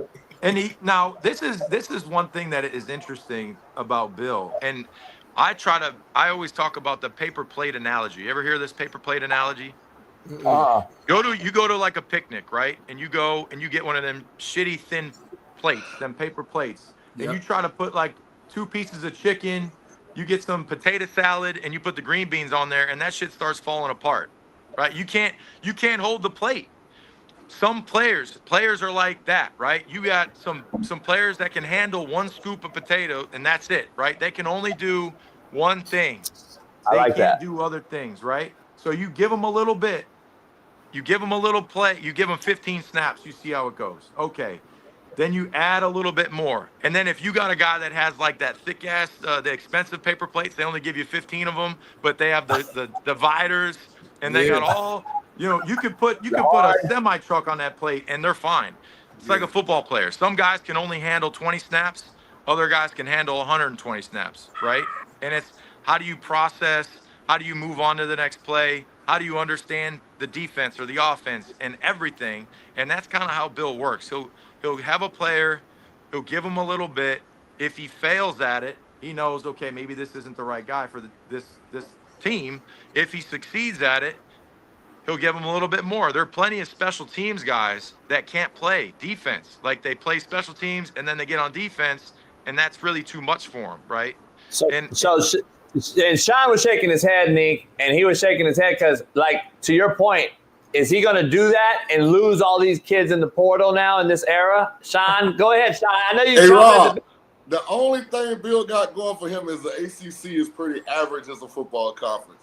So you don't got to be like national title good to make it to an ACC title game. Other than that, he got no fucking shot.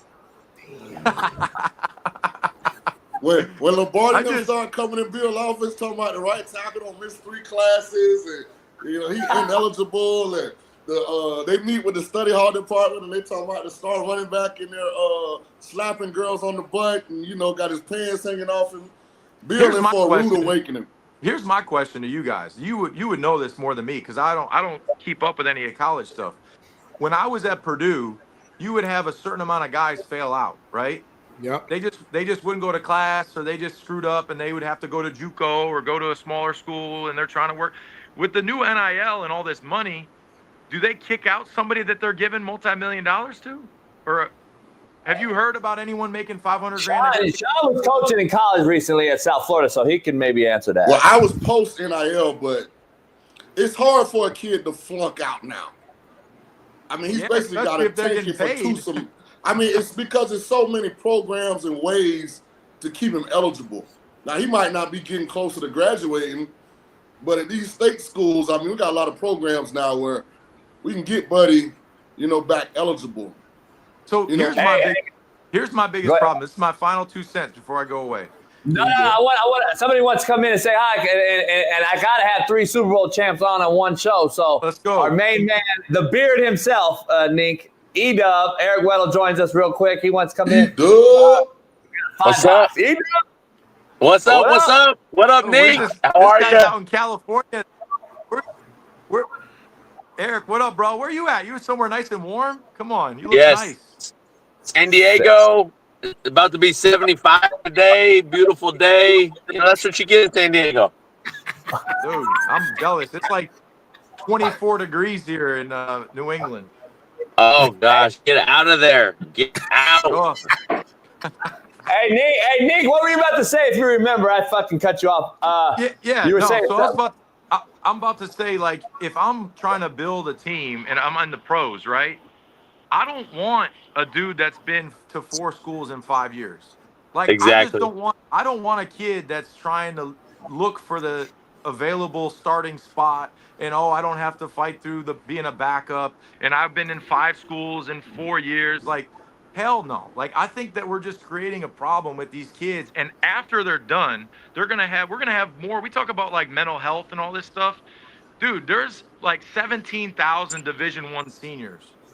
Of that, only like a percent is gonna make it to the league, and of that percent, nobody's really gonna play past a certain amount of time. So you got all these kids thinking that they're going to make a ton of money and go to the league, and their ass is sitting out looking like, dude, I have no skills. I didn't learn anything in school because I transferred to 4 different schools in 5 years, and my ass might have made $100 grand or $200 grand, which that ain't shit. Dude, $200 grand is 200, 300. Even if you make $2 million, you got to pay half the taxes. Shit, if you're in California, your ass is paying 38. You're only making 38%. So I can guarantee all these kids don't have a CPA or a tax guy making sure that they're not spending the money before they go and buy themselves a freaking Mercedes, right? So we're not giving them the proper education on how to be men. And then on top of it, we're just enabling them. We're just giving. You got all these kids in high school now. They sit down. They got 4 different schools. They put a hat on. They take it off. They put another one. They rip their shirt off and they say, "No, screw that. I'm not going here. I'm going to Alabama." And then by the time their career's over, they ain't done shit. Hey, Rob. Here's what's interesting. Everything Rob said is 100% true. But at the end of the day, Rob, now you're Clemson. There aren't enough great players that do it the right way to say you're not going to participate in the same pool that the guys that you got to play against are participating in. As good a program as Dabo tries to run, it's straightforward, above board. He tries to hold his kids to high standard. Even he has had to finally admit, I can't get enough dudes like this. And where you there, our fan base used to competing for championships, like and having a legit chance to win. Even he's had to kind of start embracing the portal just for that reason. It's just not enough for the other kids to win anything of significance. But to Nick's point, isn't it like the fucking, are we like, everyone thinks they're him. They're that guy. Because high school coaches are fucking kissing their asses, begging them and trying to be their boys.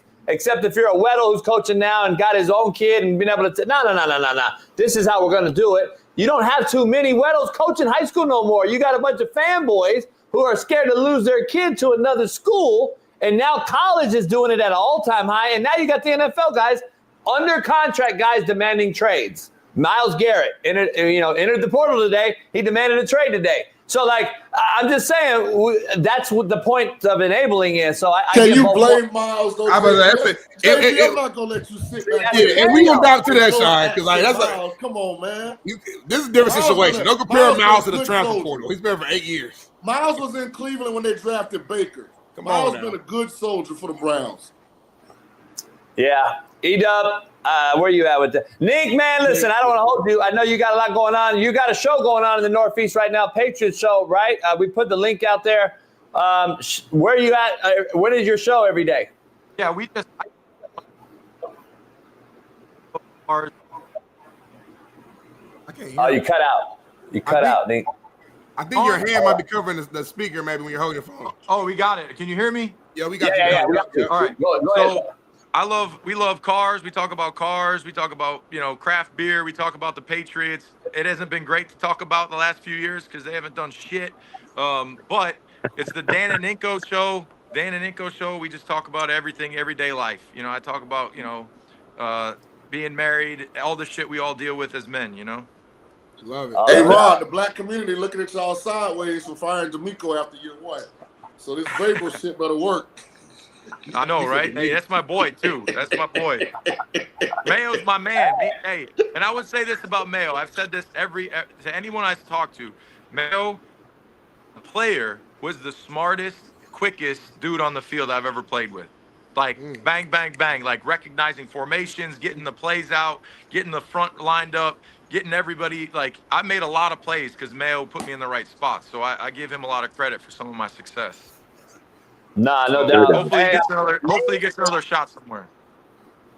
Yeah. Nick, we can't thank you enough, man, for coming on. We got to have you on again, man, maybe after the Super Bowl, and want to get you 3 together, Super Bowl champs, man, all on one show, Super Bowl week. So Nick's made a record. He's saying the Eagles, E-Dub, are going to win the Super Bowl. So he's on. I like it. So make sure you follow the Dan and Nick and Rob show, and we'll see you around the corner. Nick, I appreciate you, brother. Nice to meet you, All my right, guy. take care. Yes, sir. See you, Nick. See you. E-Dub, it's E-Dub Monday. It's Shaun King. We got Super Bowl champs in here. Hey, a lot going on. Hey, hold on a second, JB. Everything good, Weddle? Yeah, what's up? Because you normally be sitting on the other side of the car. You in the passenger side today. Everything all right? It's so I can prop this thing up so I don't have to hold it. So yeah, I'm chilling. Hey, Shaun noticed everything. Like, that's the quarterback awareness. You gotta have that awareness. Hey, E-Dub, thanks for hopping on early. I wanted to get you guys on together real quick. Super Bowl week. You got to cut that rant up by Neek and post that. That was incredible. We need that. No doubt. First of all, I got to get both of you guys' takes. Number one on the Luka and AD trade, from football guys to basketball. We got Matt's take earlier. I didn't ask Neek, but where are you guys at with this? Shaun covers basketball and all things. Weddle, you know all sports. Where are we at with this trade? Are you guys just as shocked as I am, or is this just the name of the game now? Or the NBA trying to keep the Lakers relevant? Where are we at with this? Yeah, I mean, I was hoping to trade LeBum personally, because I'm a diehard. I remember growing up, KCal 9, watching the Lakers with my pops on the couch, eating a TV dinner on our little nightstand, and every week. Are your TV trays wet or at the? Of course, watching it? yes. Yeah, we didn't eat dinner at the dinner table together. We ate it on the TV trays, watching sports. So that's what I grew up watching, and diehard Laker fan. But once we got LeBum, I stopped watching, especially all his stupid political takes. So I'm hoping once he gets out, I'm back on the train. We got a new superstar to get behind for the next decade, and I'm in. Hey, I was so happy, JB. I was so happy when I saw this. It's about damn time, NBA. Stop coddling these goddamn pacifier knee-in, soft-ass, wanna-be one-way playing superstars. Damn right. They said, Luka, get your ass out of here. You don't want to get in shape. You don't want to play no defense. You want to whine the whole damn game. Bye. About time. As a Lakers fan, hey, I accept all of that because everybody has flaws. Luka Doncic, with everything you just said, is true. You are absolutely right, Shaun King. I'm not arguing with you at all. But with all of that being said, he still led them to the NBA Finals just last season. So as a Lakers fan, having a team that, let's be real, we were not championship ready anyway. I'm glad that we got a new superstar to get behind, to root for. I said this earlier. I grew up in a Kobe era. I'm a Kobe guy. So when we first got LeBron, it was weird energy from the beginning. It was weird to have LeBron in a Lakers uniform from the beginning. So I'm looking forward to the next era when LeBron retires and we can just root for the next superstar. Hey, Smitty, nobody cares about the fucking Lakers but the millions of Laker fans out there, okay? Nobody else cares about the long-term well-being. He said nobody cares about the Lakers but the millions of Lakers fans out there. Right. Nobody cares about y'all long-term well-being and health. We don't give a damn. Hey, I gotta go back to some non-sport. I gotta go back to some non-sports real quick because as an investigative journalist that I am. I went in last night and I downloaded 2 albums. Beyonce's country album and fucking Jelly Roll's country album. I'm listening to Jelly Roll's fat ass album all day, every day over Beyonce's country album. How did she win country album of the year last night? That's all I want to ask you guys. Because I listen to country, but no way. I'm not a part of the Beehive, but when she did the halftime show and was on the white horse and all of that, I was like, when did she get into country music? Then I was told that she did a whole country album about a year before that. I missed all of that. Super late. So we don't. So two brothers on the board right now didn't even know she sang country. No. But it makes two brothers. I 1,000% knew. I didn't know. This is an age gap situation right now. Yeah. But it makes sense. She's from Texas. Yeah. So it makes sense. Her album. Listen, I'm not a country guy too, but like her album did numbers. Like people loved her album. Like that's what it is. I'm not a country guy, so I'm not the representative like judge for any country music. I appreciate and support all of Beyonce's success. I've never ever gone online or walked into a music store and bought a full Beyonce album. Me neither. Yeah. But 2 things can be true. I cannot be like the biggest fan of a certain genre, wherever it may be, but I can still understand the greatness. Like, for example, I and obviously it's a little different, it's an age gap, but I'm not like a Prince guy. I'm not even, and don't shoot me, I'm not the biggest Michael Jackson guy in the world. I like some of his songs, but I understand how great I'm not naive. I know how amazing he is, you know what I'm saying? So Beyonce is amazing. JB, from a performance, he's JB, phenomenal. is that not the most stupid shit Smitty has ever said in his life? Well, this guy just said he loves Beyonce, but he don't like Prince and really don't like Michael Jackson. Did I say that? It's like, yes. You don't hear. What I said was I also did not purchase any Beyonce albums, and I said two things can be true. You cannot be a huge fan of a certain genre of music and still appreciate the music. That's what I actually said. And I used Prince and Michael as other examples of people who are not my style of music that I listen to, but I still respect and understand the greatness. That's what I said, Shaun. I think Jay-Z, I'm just going to say this. Anybody that sat and watched it was at a Diddy party.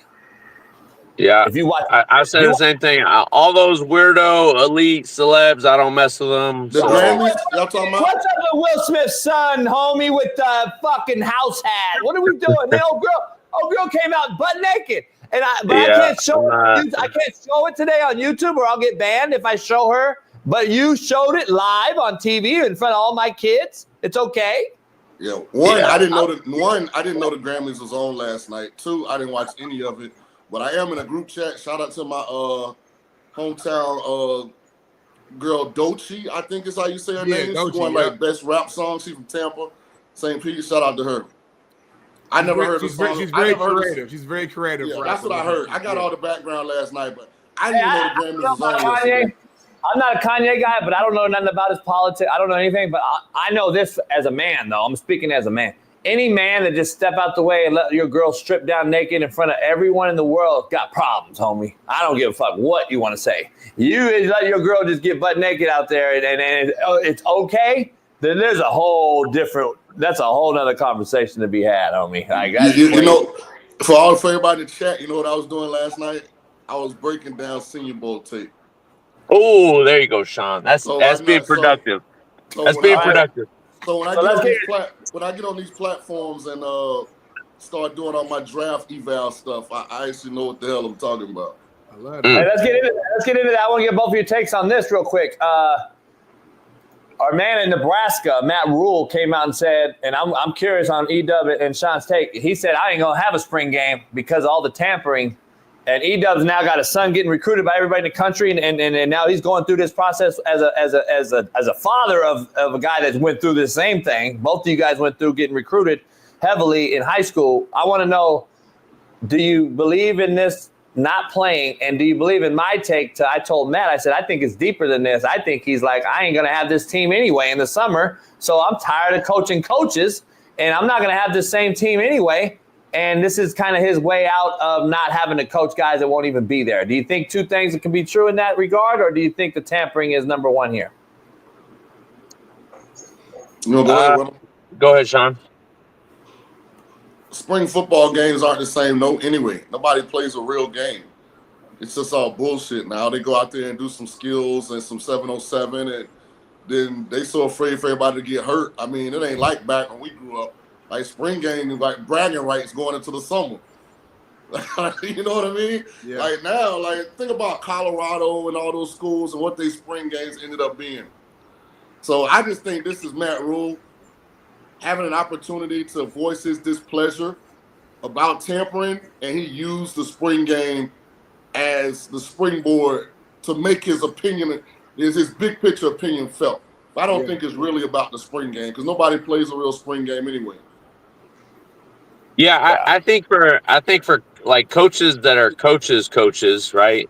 That they're gonna have the spring game. In most cases, the stars or starters aren't even playing in that game, so it's more to see your depth and see what you have in those parts of your program. It's just crazy, man. It's crazy the way recruiting is now. Like I wasn't a big time recruit, but you know, having Gage go to USC for their junior day, where he's around 4 and 5 star type guys that are either committed or trying to get a commit, and the recruiting is now for these guys. So it's an inevitable process that you're having to recruit and then re-recruit. But you're trying to find the programs that have a standard per se and say, this is who we are. This is how we're going to coach. This is the the type of program we are, and you either are with it or you're not. And being up front, I think, are the top programs are starting to do the some that I've been around. So it's really, really interesting, really different dynamics than what we went through, and just trying to help the boys to try to get opportunities, but also understand that it's really hard to get high school kids into situations right now. JB, isn't it sad how much college football has deteriorated? Man, I remember when the spring game was a big deal. Yeah. Like, all these guys who like been thinking that they could do what the seniors and the upperclassmen were doing, like the crowd size separated like the mid program from the big time program. Like it was a big deal. Like you had nerves the night before the spring game. Like I got to go out here and establish that, okay, everything they just saw next year either going to be better or it's going to be the same, depending on what y'all accomplish. Like, now to be talking about not having a spring game and to see what some of these spring games have become, I mean, I don't know how you wire an elite football player that's not completely self-motivated. I don't know how you teach any of the other ones to actually know how to chase greatness with the environment like it is. And it's crazy too, because I mean, we always say this. Steve Kim comes on here and kind of agrees with me on this too. I think a lot of these problems though would be solved if they just change the transfer rule. Literally, just change that one rule, take it back to the old school way of transfer one time. You gotta sit out a year though, so it forces players to think about what they're doing. So if you eliminate that, now coaches like Coach Rule don't have to worry about get their players getting poached during the spring game. They can have their spring games normal. They don't have to worry about re-recruiting the guys on their roster. They can focus on just continue to build and develop them while also recruiting new young players.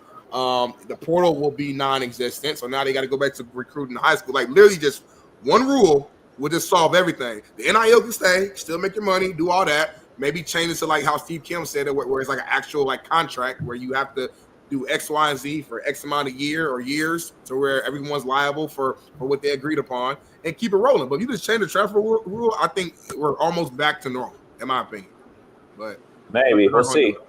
Let me ask you guys this: stay on college before we talk about the breaking news that happened with the Myles Garrett requested trade.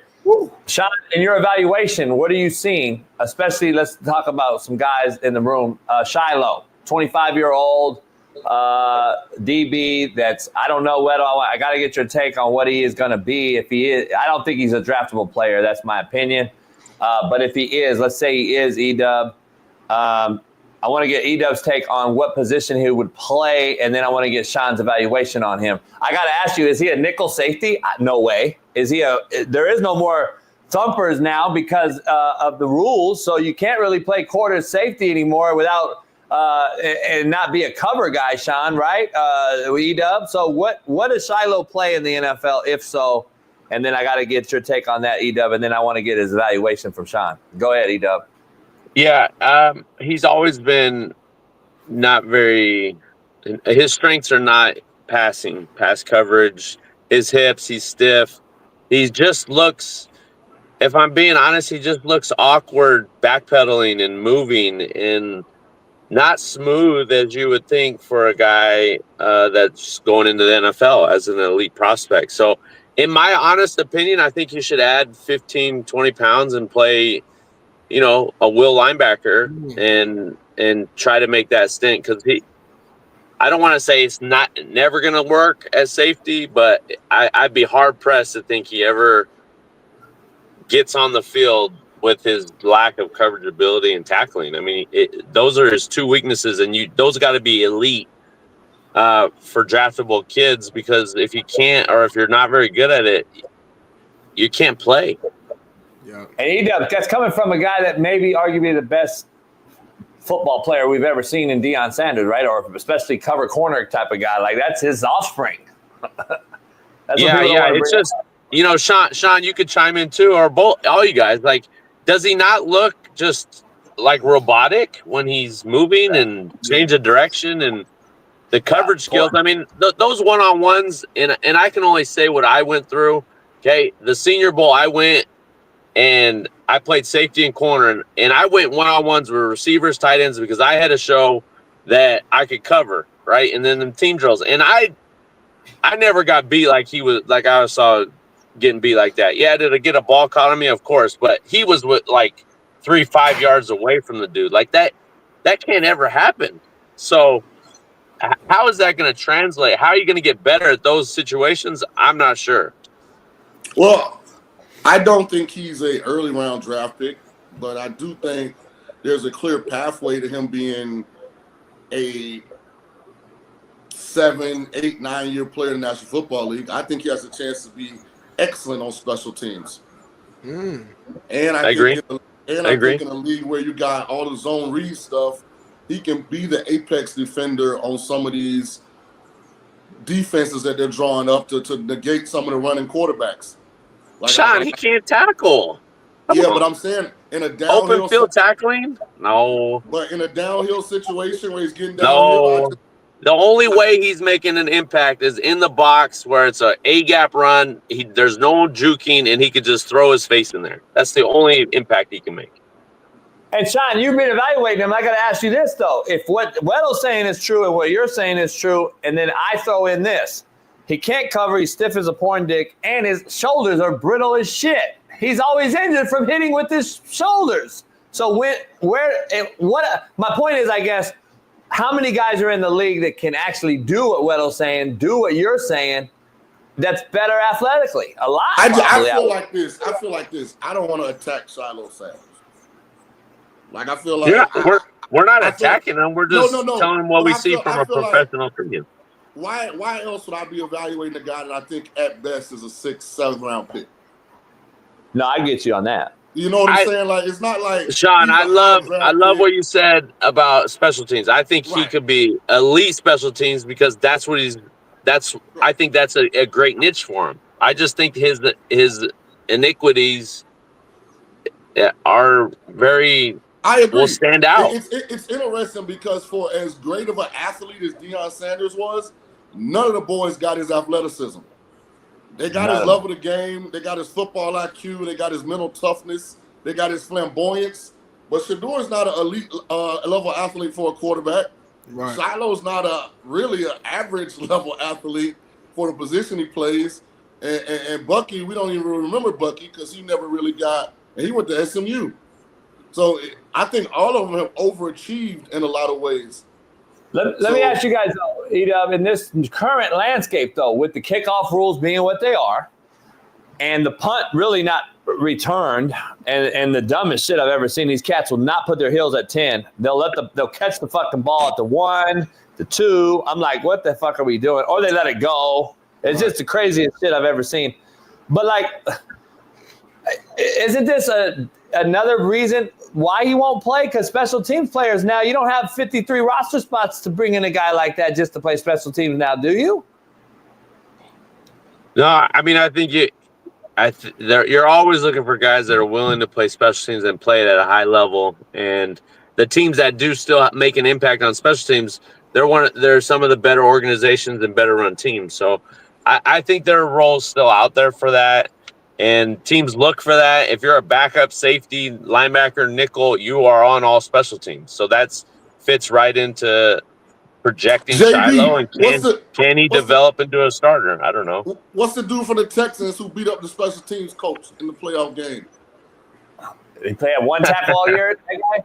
Right. That's Shiloh.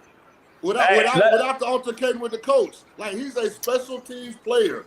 That's the only reason he's on the Texans.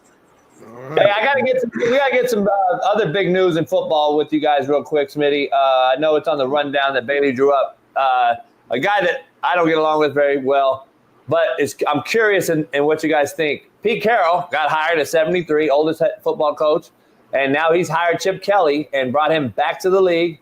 What's your guys' initial take on this?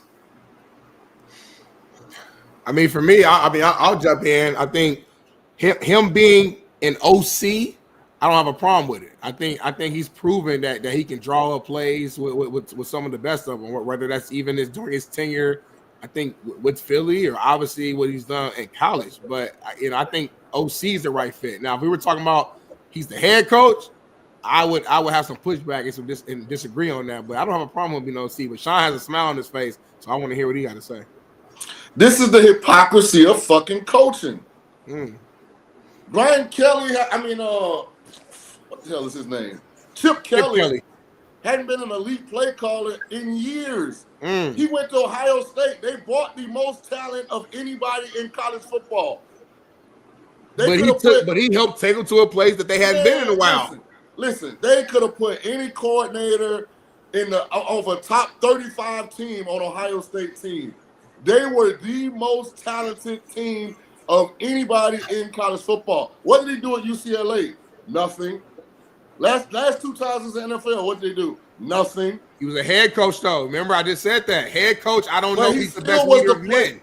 He still was the play caller. It was his offense. He hadn't had a dynamic offense since his last at Oregon. But I hear what you're saying. I can't just not count on how they made him the highest paid coordinator in the NFL. Get the fuck out of here. Son, you hate a little bit, Shaun. I ain't hating him. I said that's the hypocrisy.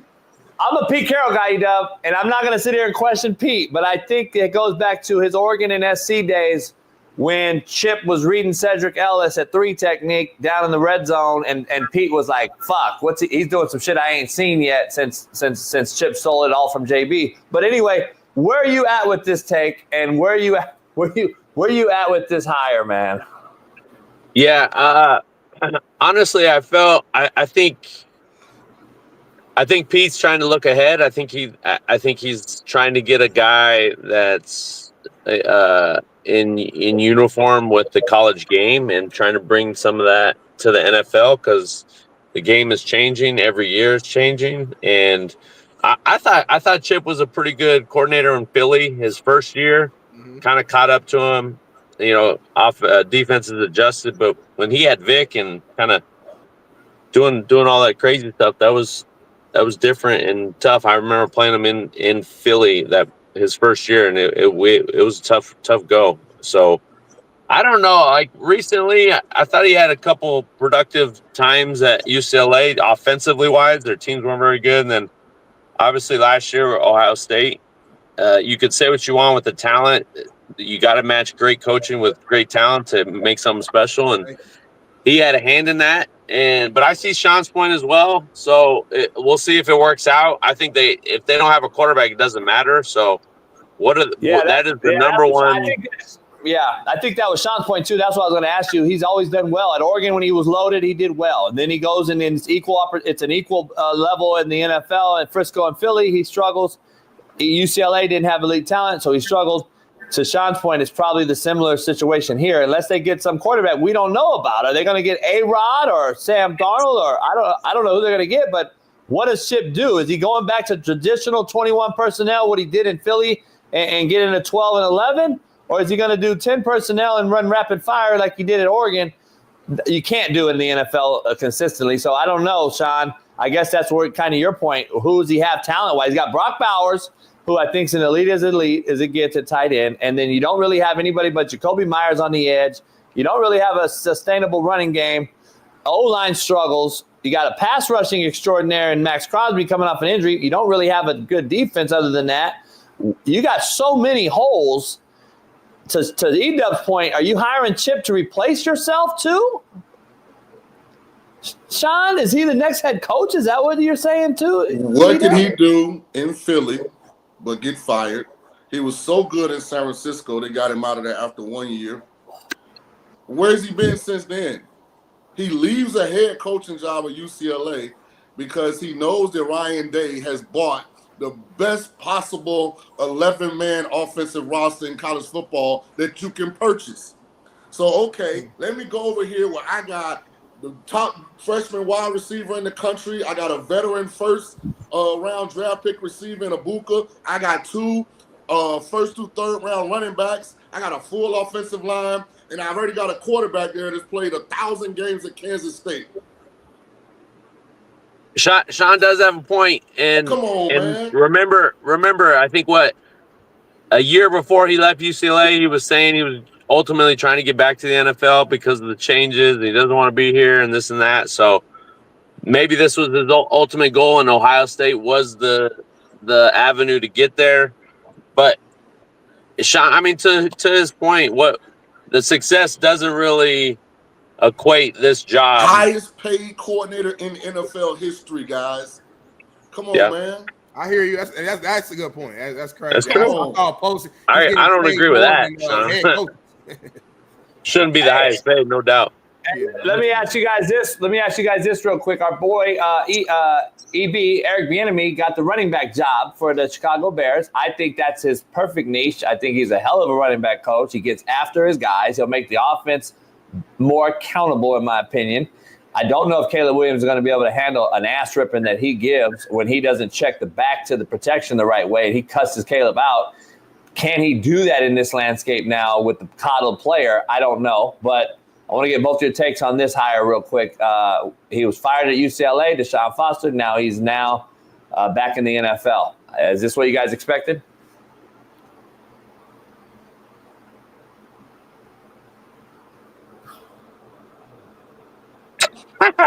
No one wants to go. Yeah, I mean, he's a good position coach. I'd rather see Eric Bieniemy in the league than not. And so I like hard coaches.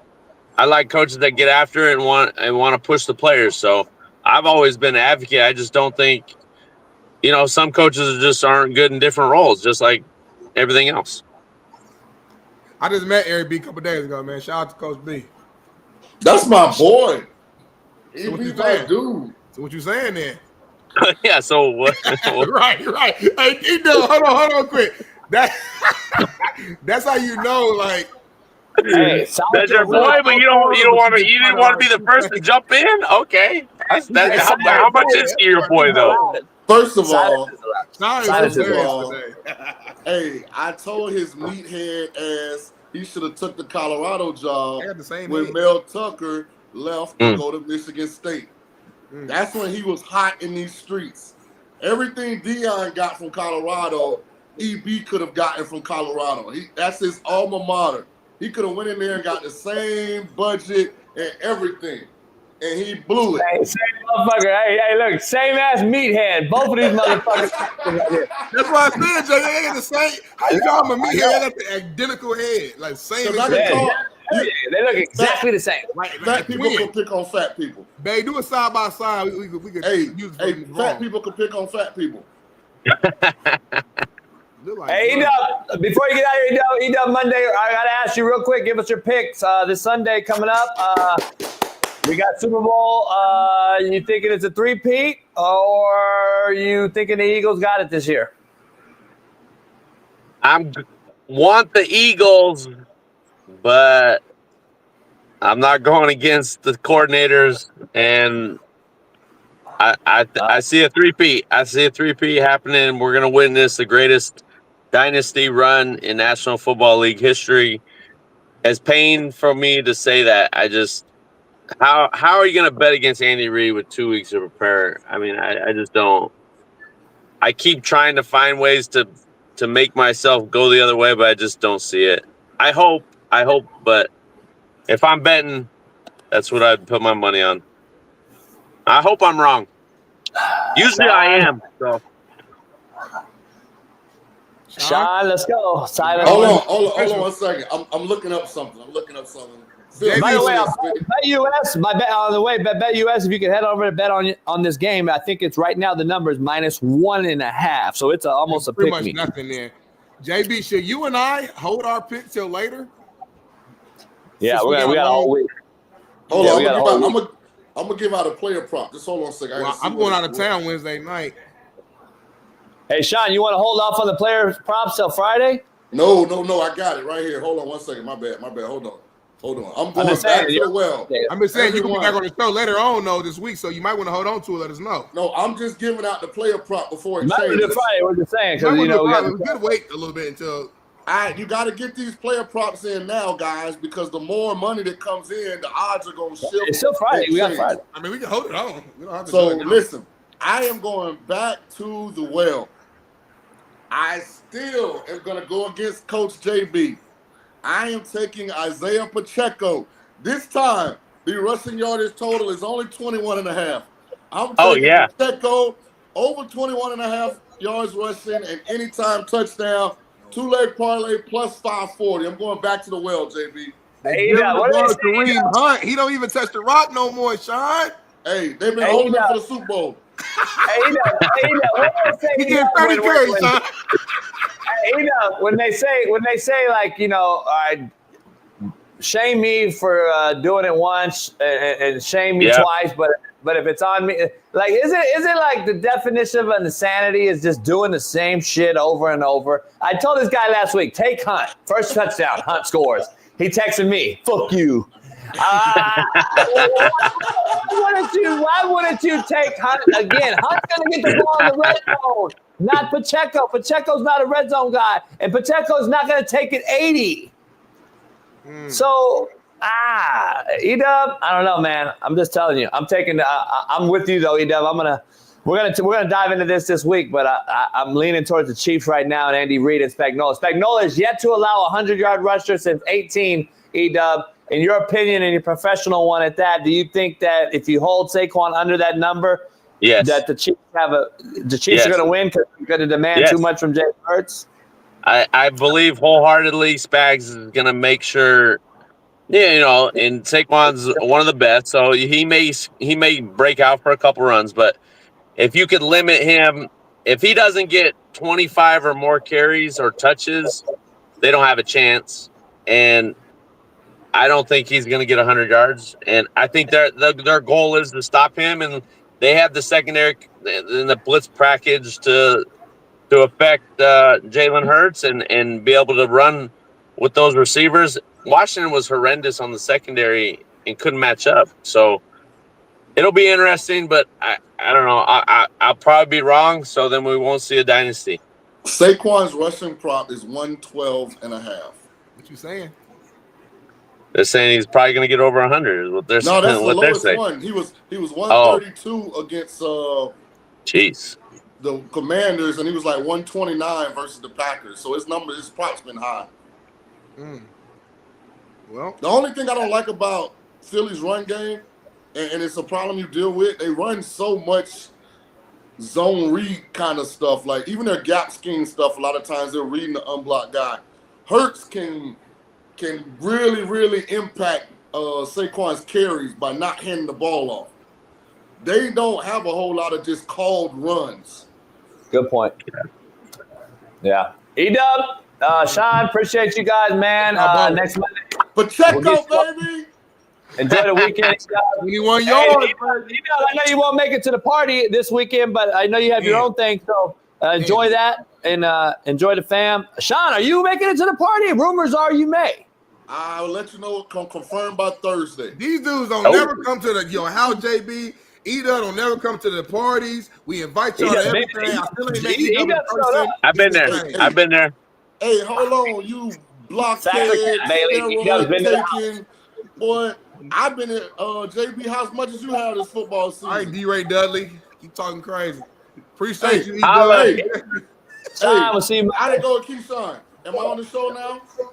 Y'all didn't send me. They didn't send the clip. You didn't tell him? You heard me tell him. He didn't send me the clip. Even without the clip, you didn't go to bat for your boy? I need to show him the clip. I don't want to. I want to show him the clip. Send me. I'm about to see Keyshawn right now. I'm with him every fucking day. I'm flying out to Super Bowl with Keyshawn on Wednesday. Yeah, see, since Bailey got his own show, he been slacking on the clips. He's Bailey big time now. He got his own show. Stop. Smitty, stop. Me on the show. If you really gonna tell me I'm slacking, fuck all that. Smitty, you have a cell phone. It's literally like 5 minutes left in the show. You can pull it and show Keyshawn. I don't want to hear that shit. I don't have time to just cut random fucking videos either. Wow. Okay, big time, baby. That's what the fuck we hired you for, homie. To cut clips. I bet if JB said send me the clip, you would send in a heartbeat. You wouldn't even think about it. I'm the co-host. It's Coach JB Show with Big Smitty. I don't ask for much. I ask for one damn clip. I got to get lit. You know what I'm saying, boy? That's why I'm going to get G Wizzy to hop on this show, and he going to cut all the clips for me because y'all show favoritism. I told y'all, Baby was JB's personal mini-me. If JB asked for something, he gets it instantly. Smitty asked for one thing, and he got to come on here and disrespect Smitty. You have a phone, bro. Like you want it. You act like you can't find it. He ain't got no phone no more. I'm just asking a question. Be real. Factor cap. If JB right now said, "Hey, baby, send me that live segment with fucking Rob Ninkovich," are you gonna do it? Yes or no? Well, I cut it up. Smitty, I don't cut videos till 5 o'clock, homie. Like, this is my point. I don't understand the hostility or the fucking shade, but the real show.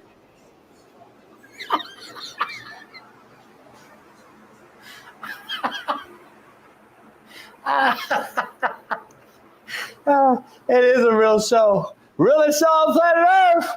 Hey, Smitty, by the way, Bailey's going to be here this weekend. We one-on-one. As soon as I see him on site. As soon as I see him, we're going to line up.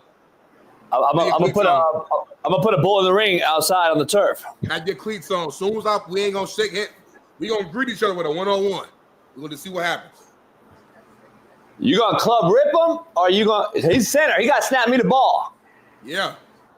I know exactly what I'm going to do. I ain't going to tell you what I'm going to do. You're going to find out. So head up nose or tilt? Tilt nose. The nose all in high school. Play a little bit of nose at Ball State. I mean, I'm very great at nose or three technique. Quick hands, quick feet, quick move, quick reaction. And Bailey got to snap me the ball and get and then find you. I know exactly what I'm gonna do. As soon as he flinch. As soon as he snap it. As soon as the tip of that ball fucking moves, before the ball gets to you, I'm in the backfield. It's gonna be explosive. It's gonna be quick. They also play guard. You can line up wherever you want. Please. You can line up at 3 technique. Please, because the 3 technique is with my comfort zone. Please do. Ooh, hey, I'm gonna line up wide. Get the camera ready, JB. Hey, baby.